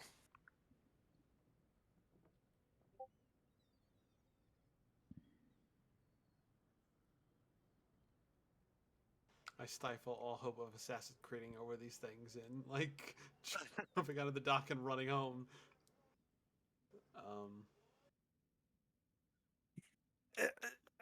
Hold on. I stifle it. I push Hold it on. down. Hold on. You see a look come over Senator Brutor's face, and he says, I will. Senator Jurgen and I will meet with Senator Tordred and inform her that you are weary from travel and the attack from the Sahagwin, and we can meet in the morning. Zephyr strike. Goodbye. 55 Make sure that you are at the Longhouse at sunrise. You know what? As you go running off. Fuck it. Fossil. Fuck it. I'm gonna follow her. I'm gonna do the same thing. I have 55 feet for the next minute. All right. These are great you guys heroes are that will quite help a us ways- rescue a codex, and they are weary from Sahagwin. Let us leave them all. I'll come up with something. But you guys aren't over here right now. You guys are way over here. You guys aren't near home yet. Oh no, we know. Okay. The second So one of you, these like the two dwarves hop. As you finish this conversation, the ship docks, and the gangplank comes down, and the two dwarves are gone. Yeah, they're not even gonna. No, they're not. Follow.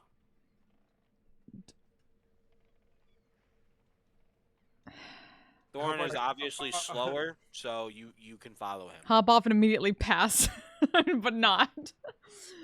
Artanis Dummel, change. For the love of God.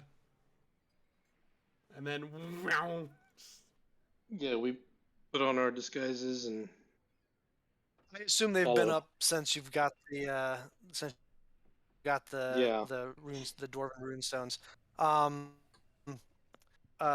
as you guys go chasing after them, you see more scenes of the same on every block as you pass. As your compatriots are running along this like outer dock that kind of just runs all the way along here, coming around the outside and then back around, uh, uh, ducking and diving past.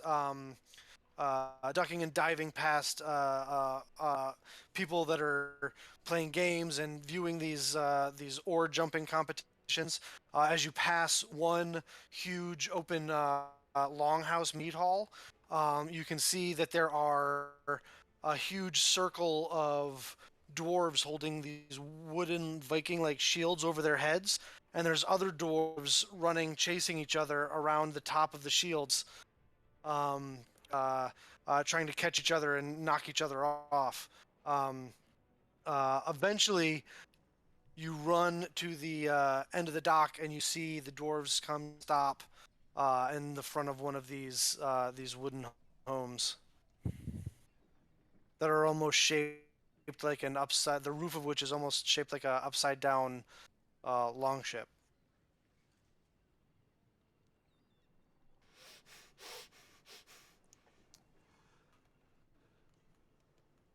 Been one whole year, hasn't it? it's been too long. I start to climb. And for you guys, it's been way longer than a year. Yeah. It's been close forgot how close to long closer to 3 years. Yeah, I forgot how long the raids were. Um, Yeah, closer to 3 years. Because you yeah, did 2 years at the tower, and then a year Oh, 1 raiding, and year. you're just getting Yep. back. I make the climb up the lattice to the front door. I open it slightly, just Yep. slightly. I take out both my axes. I kick it in, not super hard to like break anything, and just go, "Ha! Feel the might of dwarven raiders!" And I just see who's home. As you kick the door open into the inside, you see a familiar sight. The wood is soaked through with salted water and spray. Off to the side, there's your father's station where he repairs torn fishing nets. And in the back, there is along the sides of the house. There's just stacks of hammocks, just stacks of them. Along both sides of the house. At the far end, where there's the big stone stove with a big fire going in it and the pot going. You see the back of your mother as she says, "What did I tell you about kicking in my door?" Oh, I'm not supposed to do it, but I thought it was a special occasion.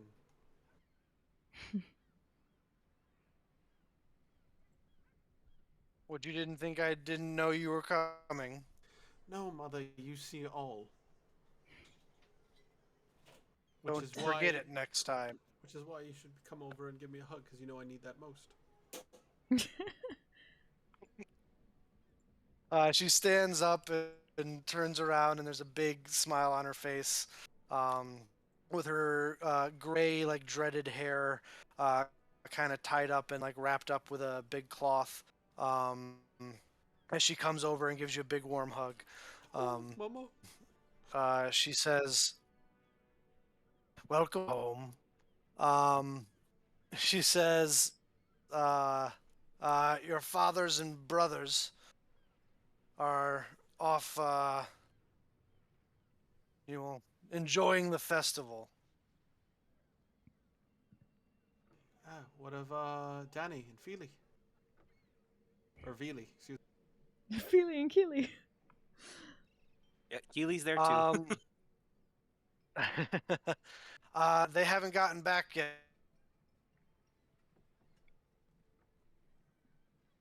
Oh no. Oh, well, I was looking most forward to seeing them, but hopefully they'll be here before We we still depart. have several weeks.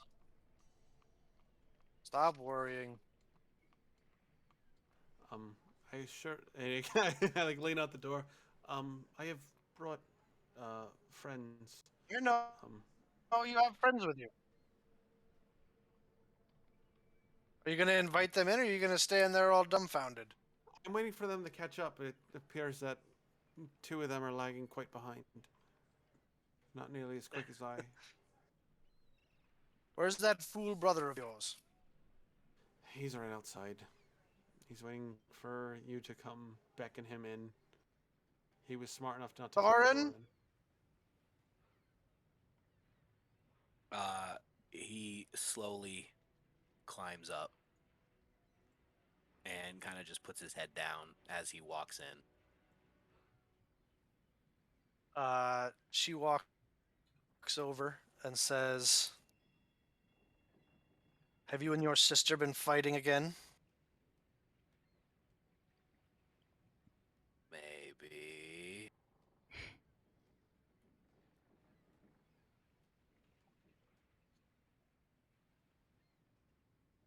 Don't think I've forgotten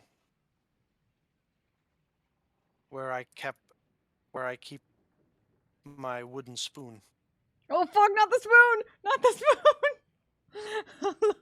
Oh, but come on, Mom, she started it. At least she doesn't have a chancla, so. She says, "Good to see you again," and she holds up a giant honey glazed, her famous giant honey glazed boar leg that she knows that you love. That she just took off the spit on the fireplace. I can have the whole thing. Well, I made it for you. Oh, thank you. And he just grabs it. At this point, I'll like lean out the door and I'll be like, Artanis, Dummel, Mel, we're over here. Like we didn't give them any guidance at all. Well, I mean, I was only like maybe 5 to 10 feet ahead of them. Oh yeah, Mel was, caught up easy. Like, just kind of standing back I was and dashing. Yeah. But... They were able to keep up well enough. As you guys are standing outside, kind of not 100% sure what the etiquette protocol is here. just kind of peeking through the doorway, just watching. Well, come on in out of the cold. Very quickly moves inside. Thank you. I threw an extra log on for you as she looks at you, Mel. Thanks. Everyone. Ooh. She kind of walks up and kind of reaches up to grab your shoulder and pull you down a little bit, Mel. Okay. Well, And kind of gets adjusts her like little like glasses at the end of her nose. She's like, "Do you sharp nose?" And she kind of is like pointing at your horns. no, they just kind of fly away. Mom, Awkward. That's so rude to ask. What?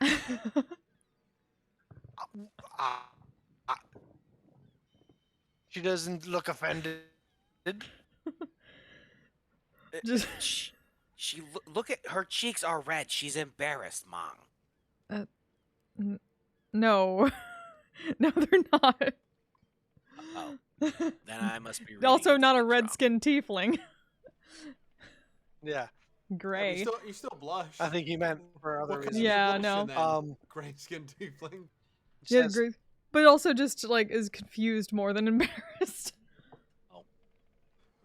Well, She looks over at you, Artanis, and says in your generic generic white male NPC. um, uh, like the This is John Doe. like when you hit the default button in character creation. Um, That's uh, Artanis. Artanis, fancy name. Thank you. I like it.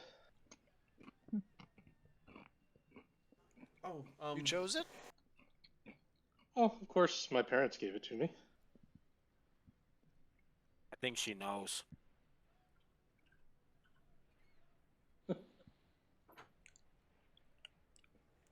how?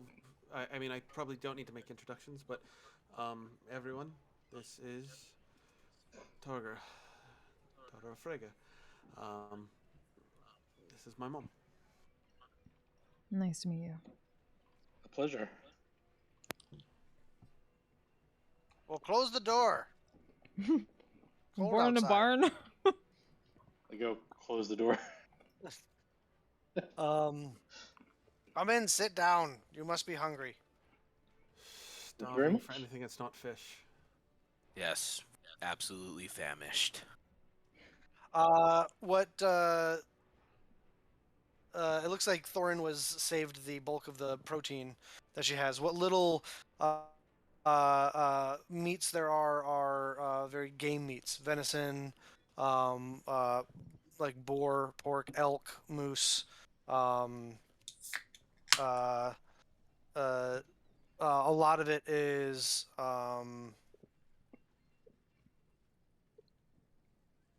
there is some stuff that's like seafood stuff, like crustaceans and other fish. But there's also More some like fish. there's like a lot of there's a lot of mushrooms and stuff in the dish as well, and some subterranean like tubers and whatnot. Um, and quite a few like berries for flavor. Mom, these aren't your Yep. special mushrooms, are they? No, those are saved for the evening after the sun goes down. Yeah, but that one time you played a prank on Dad and you gave Ossel some really good ideas, and then I paid the price for it. Well, that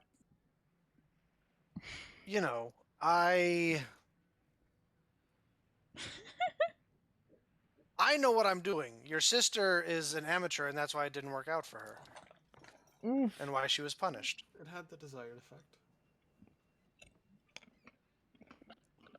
Oh, should I regale you of stories of our accomplishments, or have you been formally informed by the spirits? I've been hearing stories. There was a wounded young man that came to speak to me. Oh, Brunor, yeah. He felt the sting of my axe. Yep, that's the one. Yep. Yep, that's the one. Good girl. And my messenger met you all right? He did. Good. I assume he's back on this island of yours? He is taking care of business while in my absence. Good to hear. You see, she just kind of like stares off into the distance. She's like, "Oh, he's back." As you hear some stomps coming up the stairs outside. Would those stomps sound familiar to Thorin? Uh, Like be able to distinguish who they are by the stomps? no, probably not. Damn it. Ah, yes, the Morse code stomps. I know exactly who that is. Can I make a stomp check? Stomp. Yes. Stomp like the Please. band. Please and thank you. Thorin, get the door. He's here for you anyway. Wait, what? Oh, okay. He stands up with his with his ham almost gone in his hand and opens up the door. And he takes a bite as he opens up the door. You open up the door, and what you see before you is a dwarven man, shirtless, with some leather straps around his biceps, wearing like a big kilt-like lower half with boots that go up underneath the kilt. A sword hilt coming off his back, with dark auburn hair and a beard with iron toggles in it, and a large drum sitting in the front of his on the front of him, hanging off straps, with two drumsticks with like the big leather covered heads on the end. He walks up and says, Thorin Broodiron. Aye. Ah, it's about time. All right, my name is Travik Broodiron, and I have heard, the clan has heard tale of your deeds and succeeds down in the south, and I have been sent to follow you and record your legend. You get a you get a dwarf bard. Go. Oh fuck. Woo! Oh shit. He kind of I am your retainer, sir. Damn. he kind of bends over and looks at him in the eyes. He's the shorter side of for dwarves, but stout.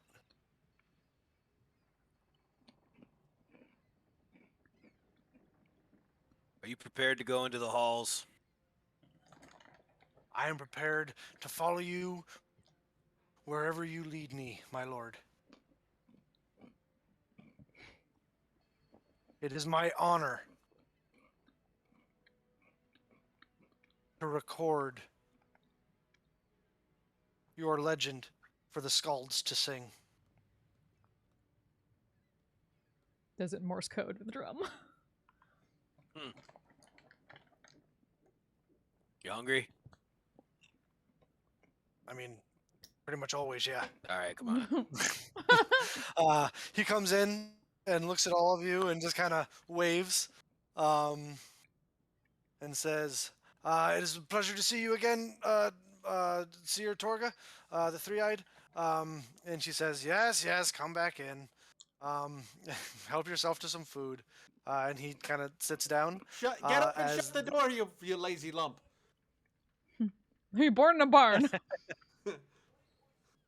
As this is your retainer, Thorin. Cool. Here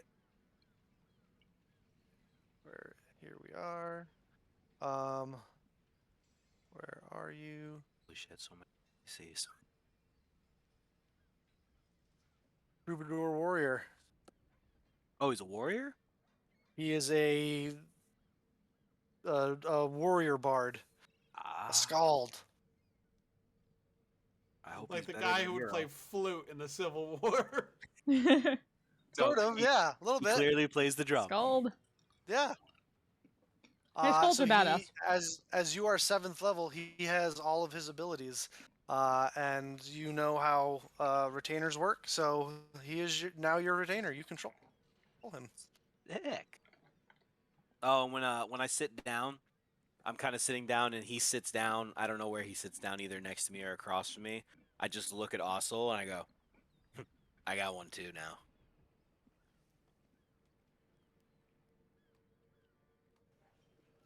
Color me jealous. As Ossel is just smug with pride.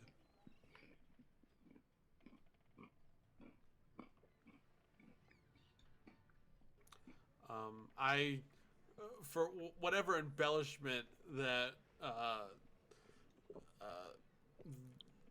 Brunor gave my mother, I will regale her with tales of slaying giant lightning lizards and Sahagwin on the seas, fighting off undead, meeting She like as much as she's like, yes, I know. I would go through the whole list of things that we've seen and we've done. she sits enthralled, happy to hear all of it.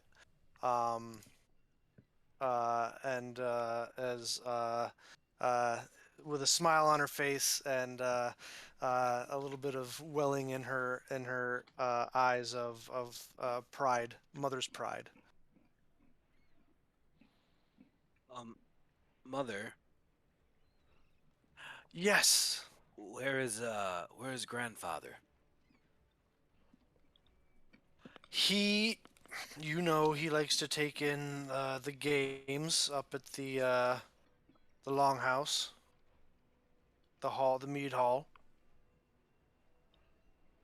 Well, Artanis and Dommel and Mel. Would you like a He'll first be name? back. He'll be back later tonight for the communion. Ah, I'm sure. I trust you will join us this year. I'm just gonna look at the others for the word communion, confused a bit. is she talking to me or is So she talking it's to them? to you specifically, but everybody. So Ossel and Thorin, you would know one of the traditions of this festival is that during the nighttime, during this time of year, during the festival, essentially the equivalent of like an aurora borealis light comes into the night sky. Um, uh, uh, what your people believe this to be is the spirits of your ancestors coming to look down and be honored and show pride in what their ancestors have brought back from the raiding season. And you all take a very specific kind of mushroom. You all eat it to be able to commune with your ancestors as lights in the night sky. Oh boy. Oh boy. Actually, and the funny thing is the other three don't know about that. Nope. We're gonna get Nope. twisted as fuck. I look at Ossel with a very mischievous grin. Oh yeah, we'll definitely be there. Excellent. Well, if you want to, there's still some daylight, plenty of daylight left now that you have some food in your bellies. If you want to go enjoy some of the festivities, I'm going to stay here and get ready for the ceremonies this evening. You are reading my mind. Oh wait, only do that. Yes, that would be excellent. I need to go show all these dwarves who's the best at these games, anyways.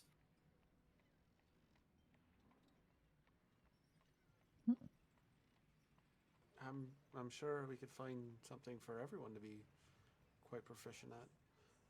Plus, you should show your friends around the city. It's not every day that outsiders get to witness this festival. Oh, that is true. I hope you're not the modest sort.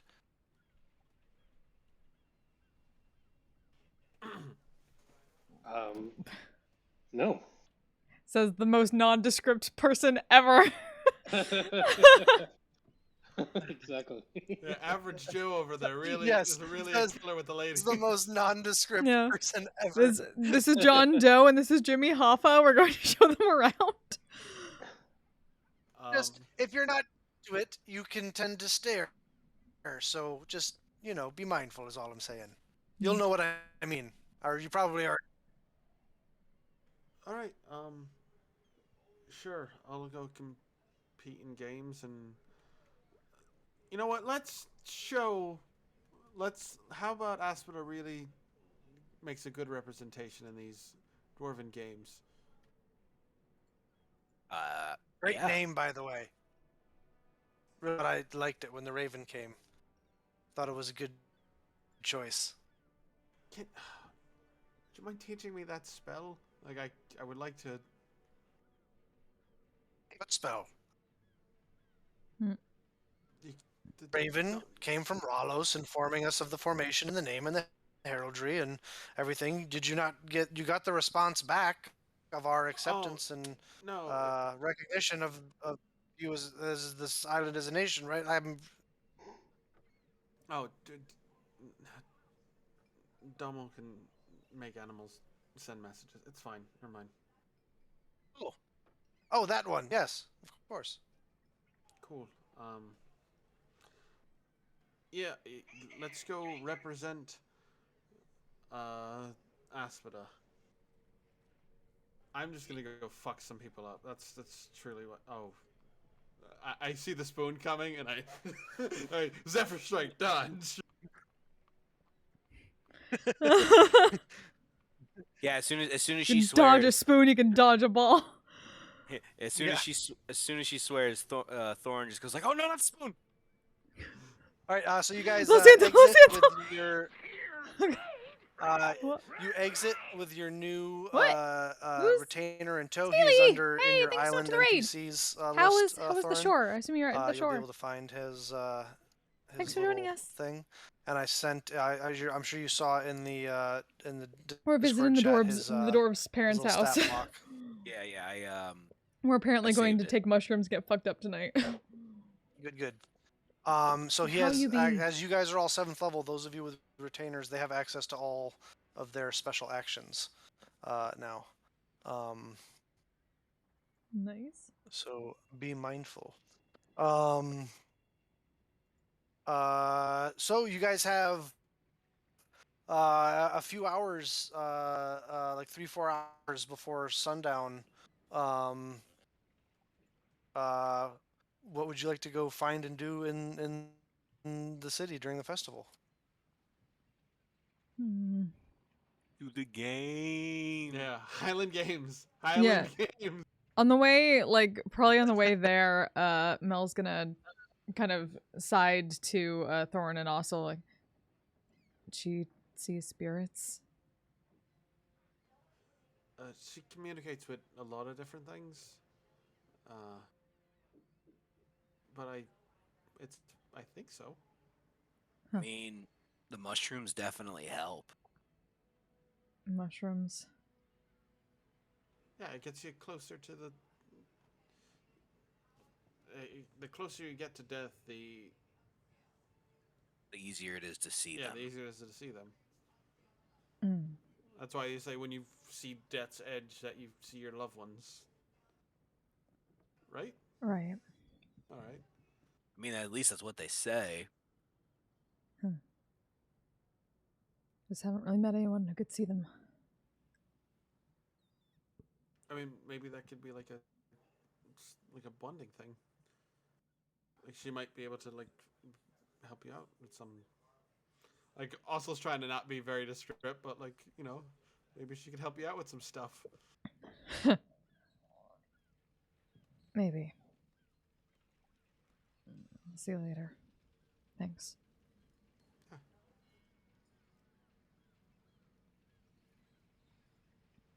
I try to find like a dwarf, like a dwarven female that just looks like, yeah, that'll do, and I'll just try to point her in Dummel's direction.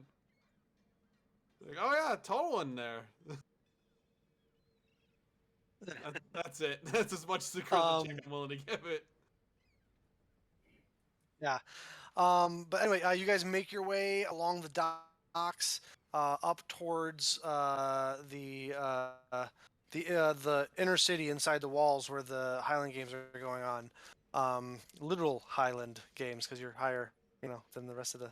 Fucking boo! Throw cabbage at him. But you. My cabbages! My cabbage. As you come in through the walled part of the city, past all the debauchery in the streets. As you walk through, you come to the big open courtyard where the games are going on. There are spectators all around making personal bets. There doesn't seem to be like a set bookie. It's just like person to person are betting each other over stuff. As you see inside the like little like circled like competition area, which is about like 100 yards radius, like oval. Off to one side, they're doing uh, the uh, uh, the uh, the trunk toss, and the other side they're doing the keg toss.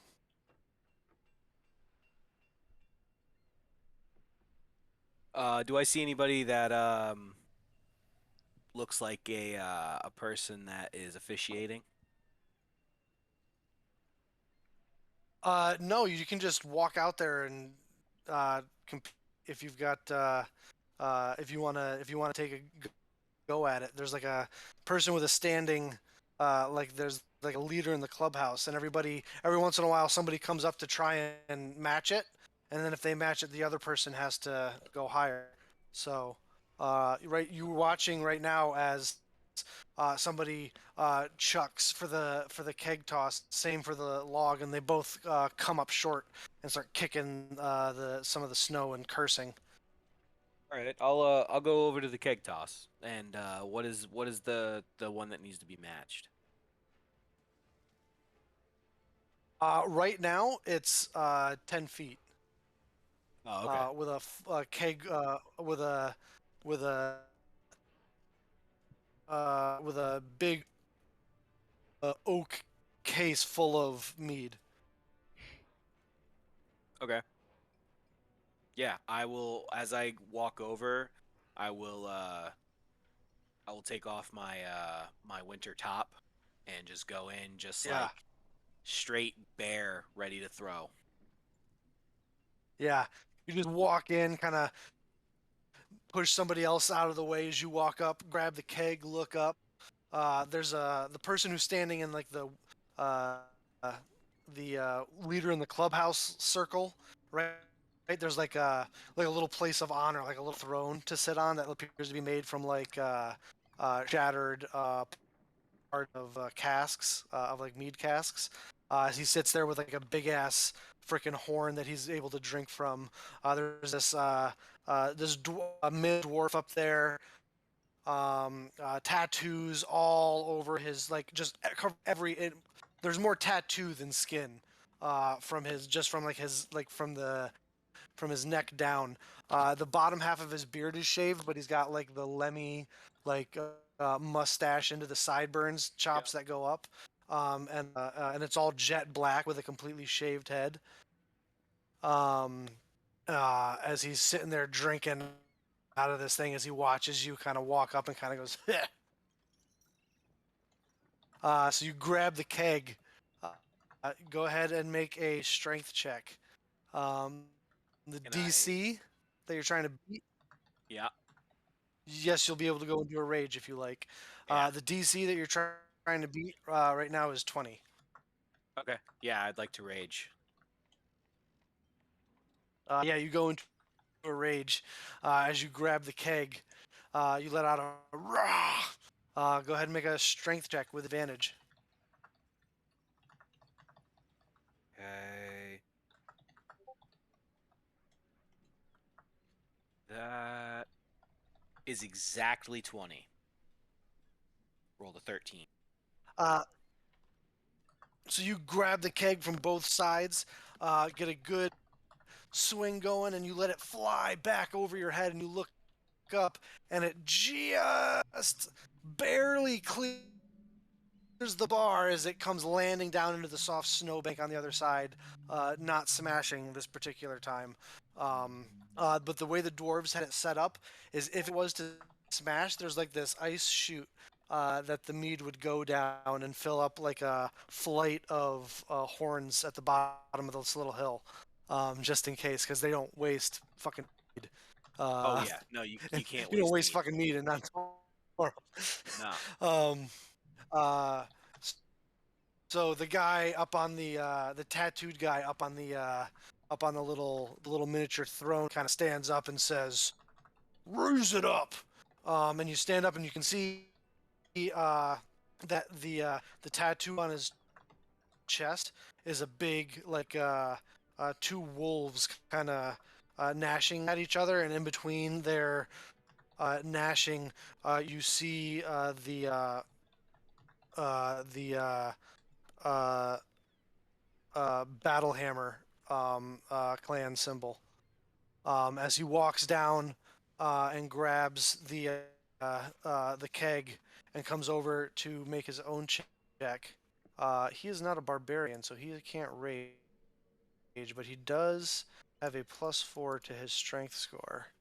So I'm going to make a roll here. The DC is now 21, so he's got to get it over because it goes up by 1.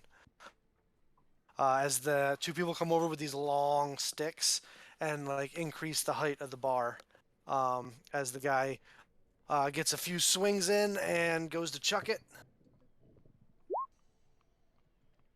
But doesn't even make it. You look like he's been up on the chair waiting for somebody to match him for a while, and he's a little tipsy as he doesn't even make it, and he kind of spins around and has to catch himself before he kind of like waddles back off into the crowd as everybody cheers go up. A bunch of people lift their horns in the air, and mead kind of goes splashing everywhere, and a lot of it lands on a lot of you who are too close in the zone. As Thorin is escorted up onto the little throne made of cracked casks, and there's a big horn of mead thrown into to his hand. As other people begin to step up to see if they can match, Thorin.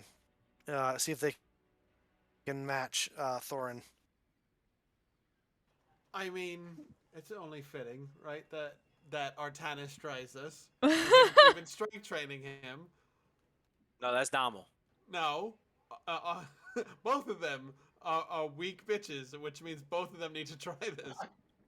Yes. Oh my god. I will. As I'm up on top, I will just Artanis, start. do you step forward to give it a try? Sure, why not? I start chanting Artanis at the top. You start chanting an elven name at the top. Yeah, I'm like saying, what the fuck? Artie. Artie. Regular, basic human name. I'm gonna give you that one. I'm gonna give you that one. That one's for free. I'm gonna say. You step forward, Artanis, you look up at the little. It looks like a pole vaulting like little setup sort of thing. And there's this big ass cask that's like the size of your torso, bigger than your torso, lying on the ground that's full of mead. As you reach down to pick it up, go ahead and make a strength check. 13. 13. You're able to get it up, and you chuck it in the air, and it comes nowhere near. You're short by a good, like 5-6 feet. But the cast does land where it's supposed to land and doesn't shatter. And everybody gives like a sort of polite clap. Like, oh look, the foreigner gave it a try. Like he's getting in the spirit. Good for him. Well, how quickly does he go from "Woo" to my back? That's all I want to know. No, you're all right. You might want to make sure you stretch later just to make sure you're not sore in the morning, but you're okay.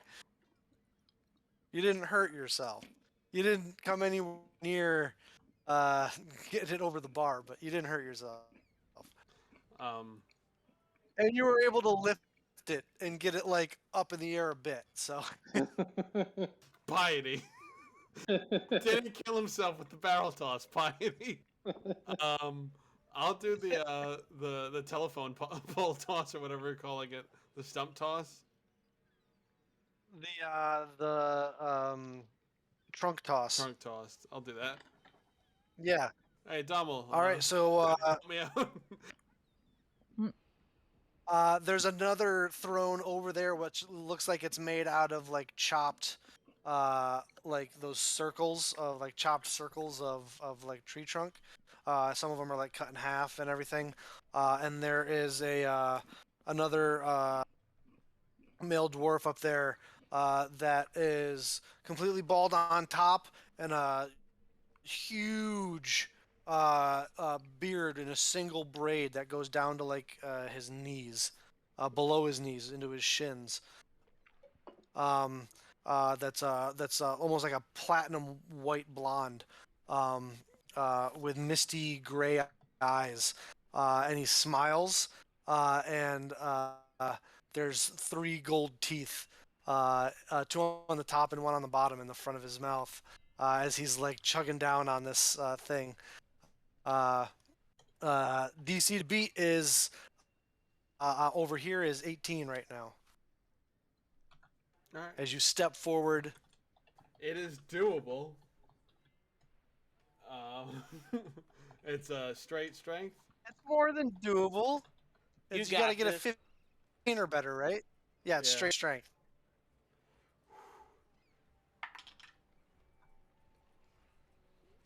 It's better than 15.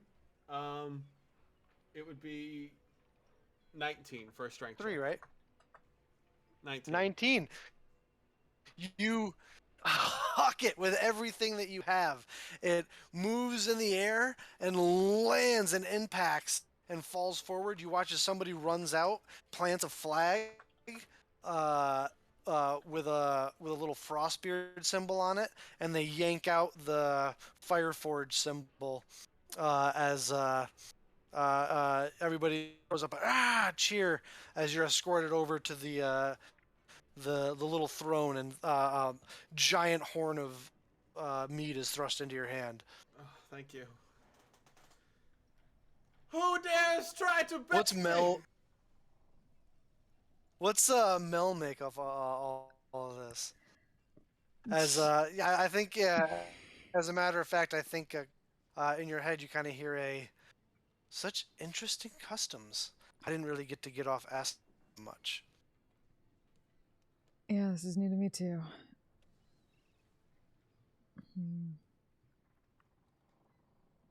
Oh, at least it's entertaining.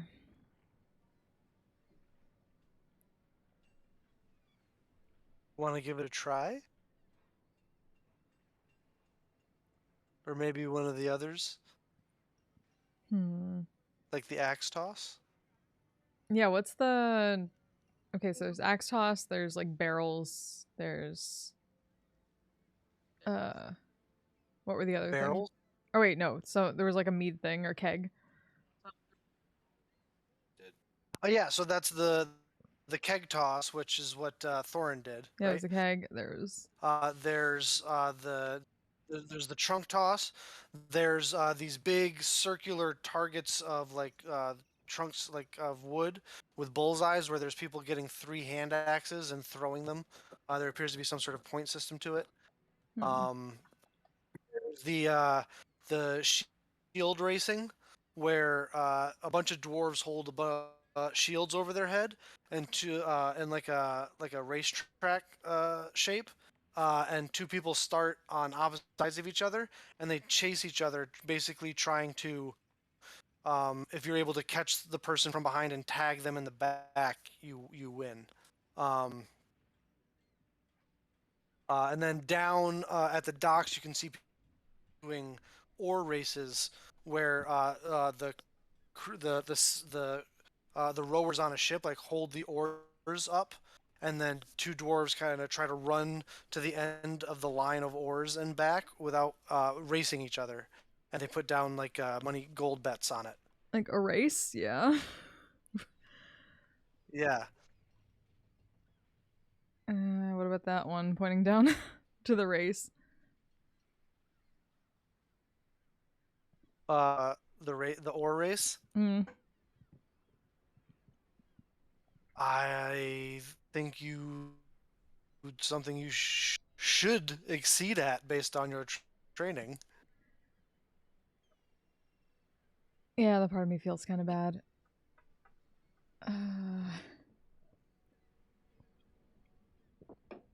Oh, fuck it. Head down that way. You know, it is okay to have fun.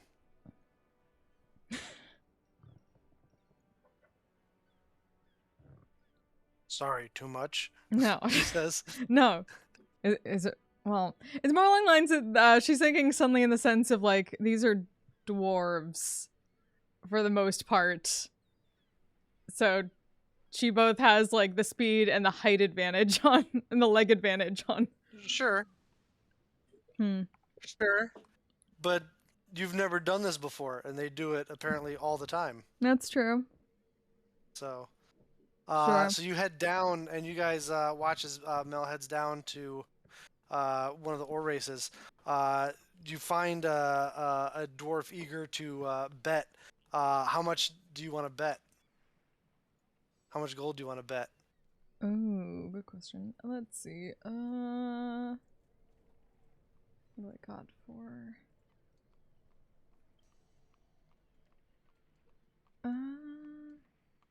You find this 30 gold.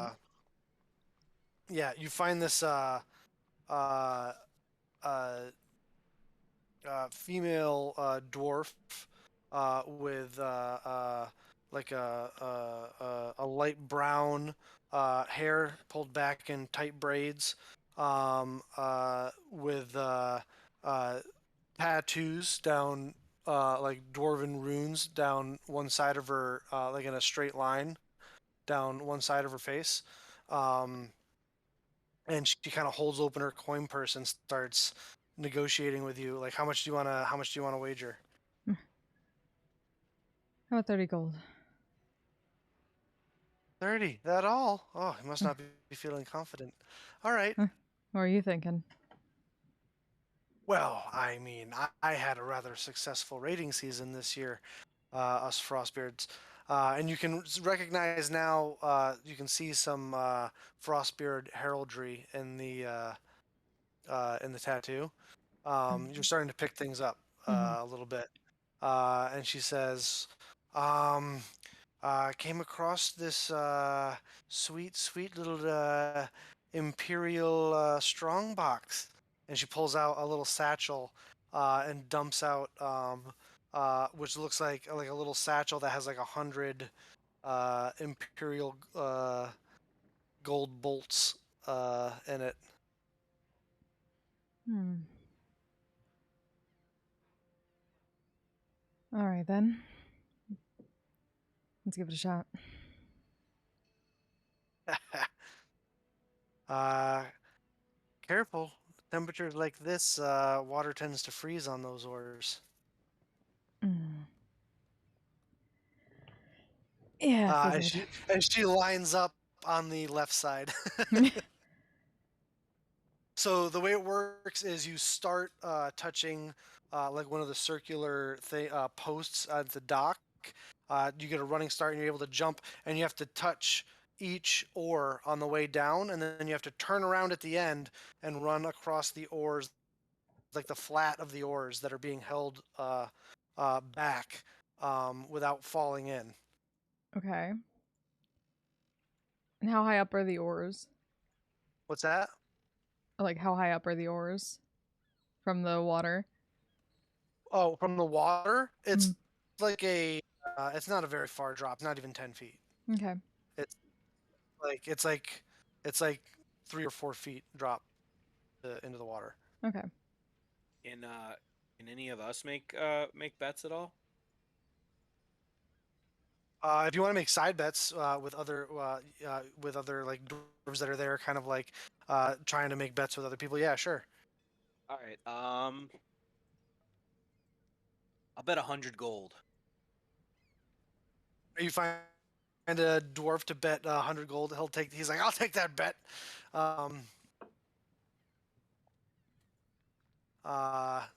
Ossel, Artanis, you guys looking to bet? I'm getting sloshed. I'm good. I have no gold, so I will just watch.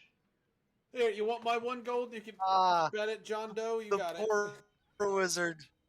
it. I got 1 gold, double The my poor investment. wizard spending all their gold on magical inks and fancy paper. Um, all right. So first, Mel, you're gonna roll initiative to see who gets out of the blocks faster. Okay. They have a +3 to their dexterity. So do Ooh, I. 17 for me. 21 for me. Yeah, let's go, Mel. All right. So this person has the thick background and is a frostbeard. So this is not difficult terrain for them because they are used to doing this. It is, however, difficult terrain for you. Um, you are going to have to make acrobatics checks to make sure that you don't fall in. The higher your acrobatic check roll is, the farther you get in the race there and back. The faster you get versus their acrobatics check. You get to roll first because you get out of the blocks first. So um, it's a scaled check. All right. So if you get a Okay. 15, you get if you get a 15, if you get a 10, don't fall in, but you don't make a ton of progress. If you get a 15, you get about halfway down before you have to turn around. If you get 20, you get all the way down to the other end. Um, if you get a 25, you get all the way down to the other end and turn around. And if you get a 30, you get all the way down to the end, turn around, and come back without having to make another roll. You get there and back in one roll. Mm-hmm. Okay. All right. Yep. I definitely can't do So that I'm last gonna one. roll. So we're gonna. Yeah. So go ahead and make your roll. Okay, acrobatics. Okay.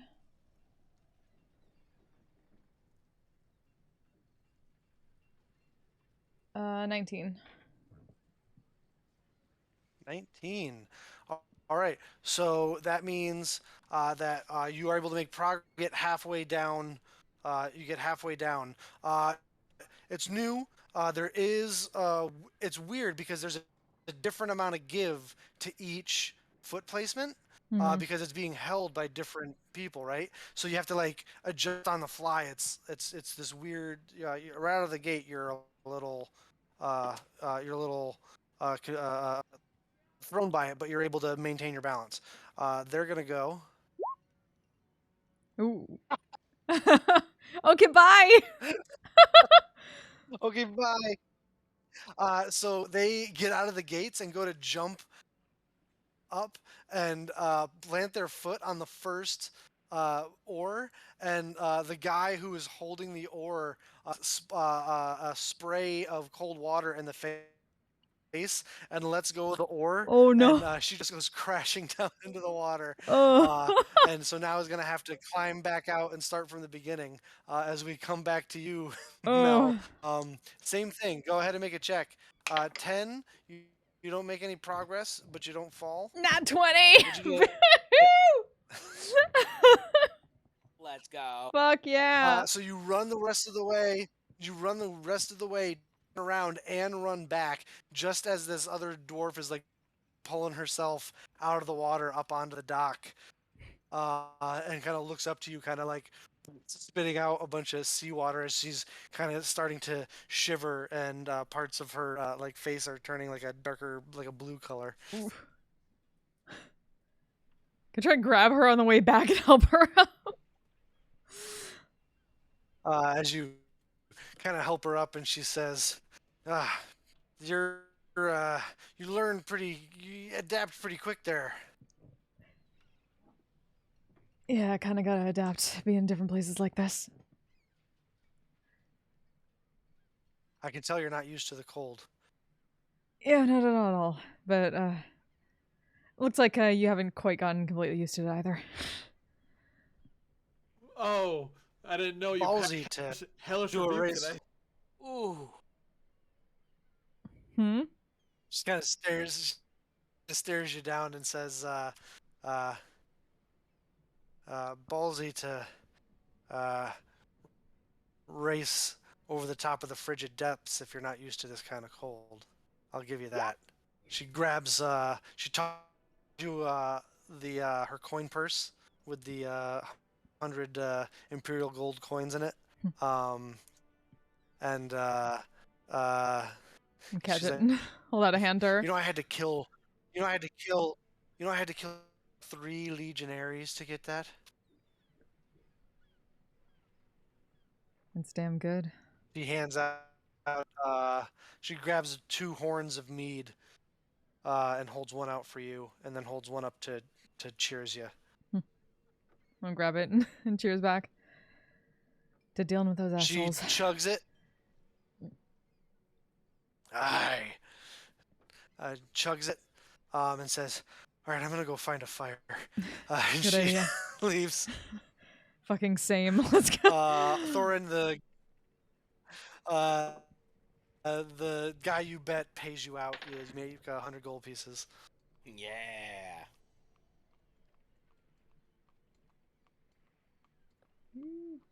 And we will pick things up there next week. With you guys kind of in the middle of the festivities. We gonna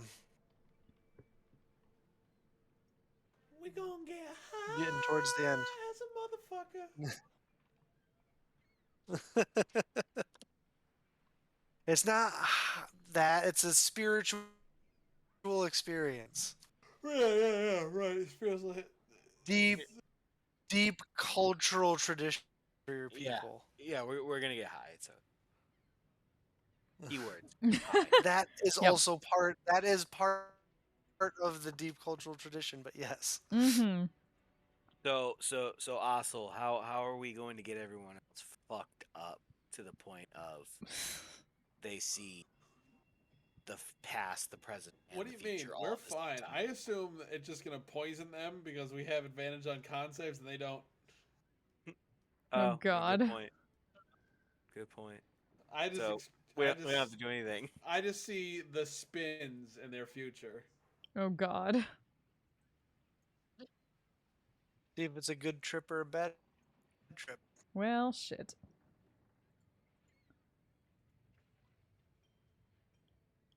I've got demons, and I'm trying to drown them. I'm sure this will be fine. I'm definitely gonna start like a random, just fucking beat the shit out of someone randomly on the street. Yeah, probably. Oh, hey, Bill. Yeah. In my backstory, I talked about these 2 giant stones. Yep. Is anyone trying that? No. Not at the moment. The wusses. I want to see if anybody can beat it, and then I want to rebeat it. Damn.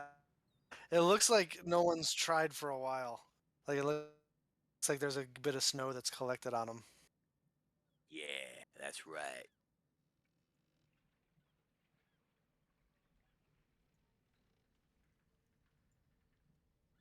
But we'll pick things up there next week. Congratulations, Thorin. You've joined the person with a retainer club. Hey. Yeah. So Nice. basically, I hope you like him. I'm He's like a bard that's gonna follow you and record your legend. His 5th level Like ability Hercules' is little, is like fucking Hercules' insane. buddy, who followed and yeah, isn't it badass? It's fucking insane, dude. John, did you read the card at all? Have you read it? Oh, I read the third level, and then we started getting into the festivities. So No, I read the 5th. Oh. hits an creature that.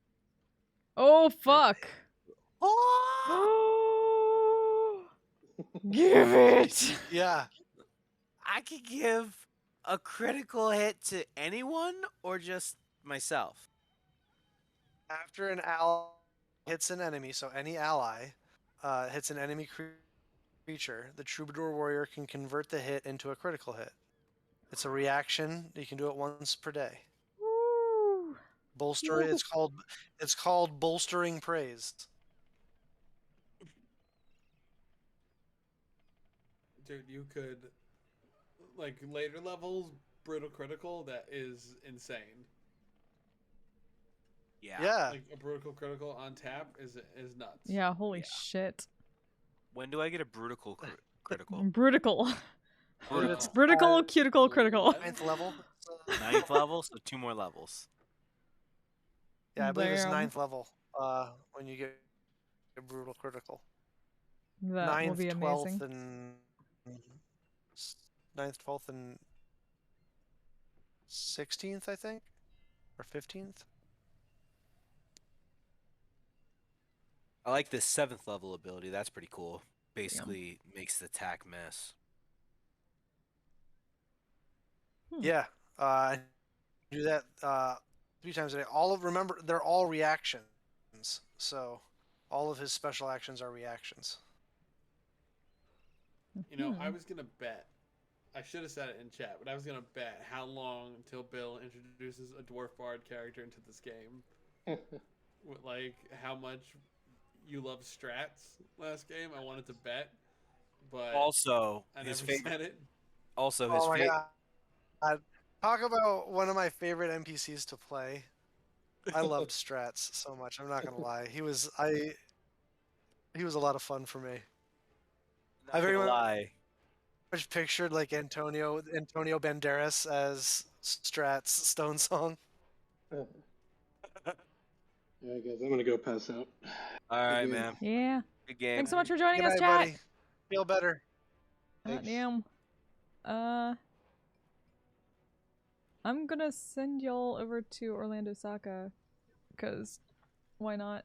So, back on Friday. So you all stay safe, stay healthy, take care of yourself, take care of each other. We'll see you next week. Bye! I'm a badass, asexual, polyhedral dice holder. I'm proud to be. I'm a flying ace and fly through outer space. Hello, sweetie. I'm a badass, asexual, polyhedral dice holder. I'm proud to be. In whatever sitch, like singing on Twitch or playing D&D. I'm a badass, asexual, polyhedral dice holder. You may call me obsessive, but I just border on being a collector and being a dragon that sits atop my treasure. That's so shiny.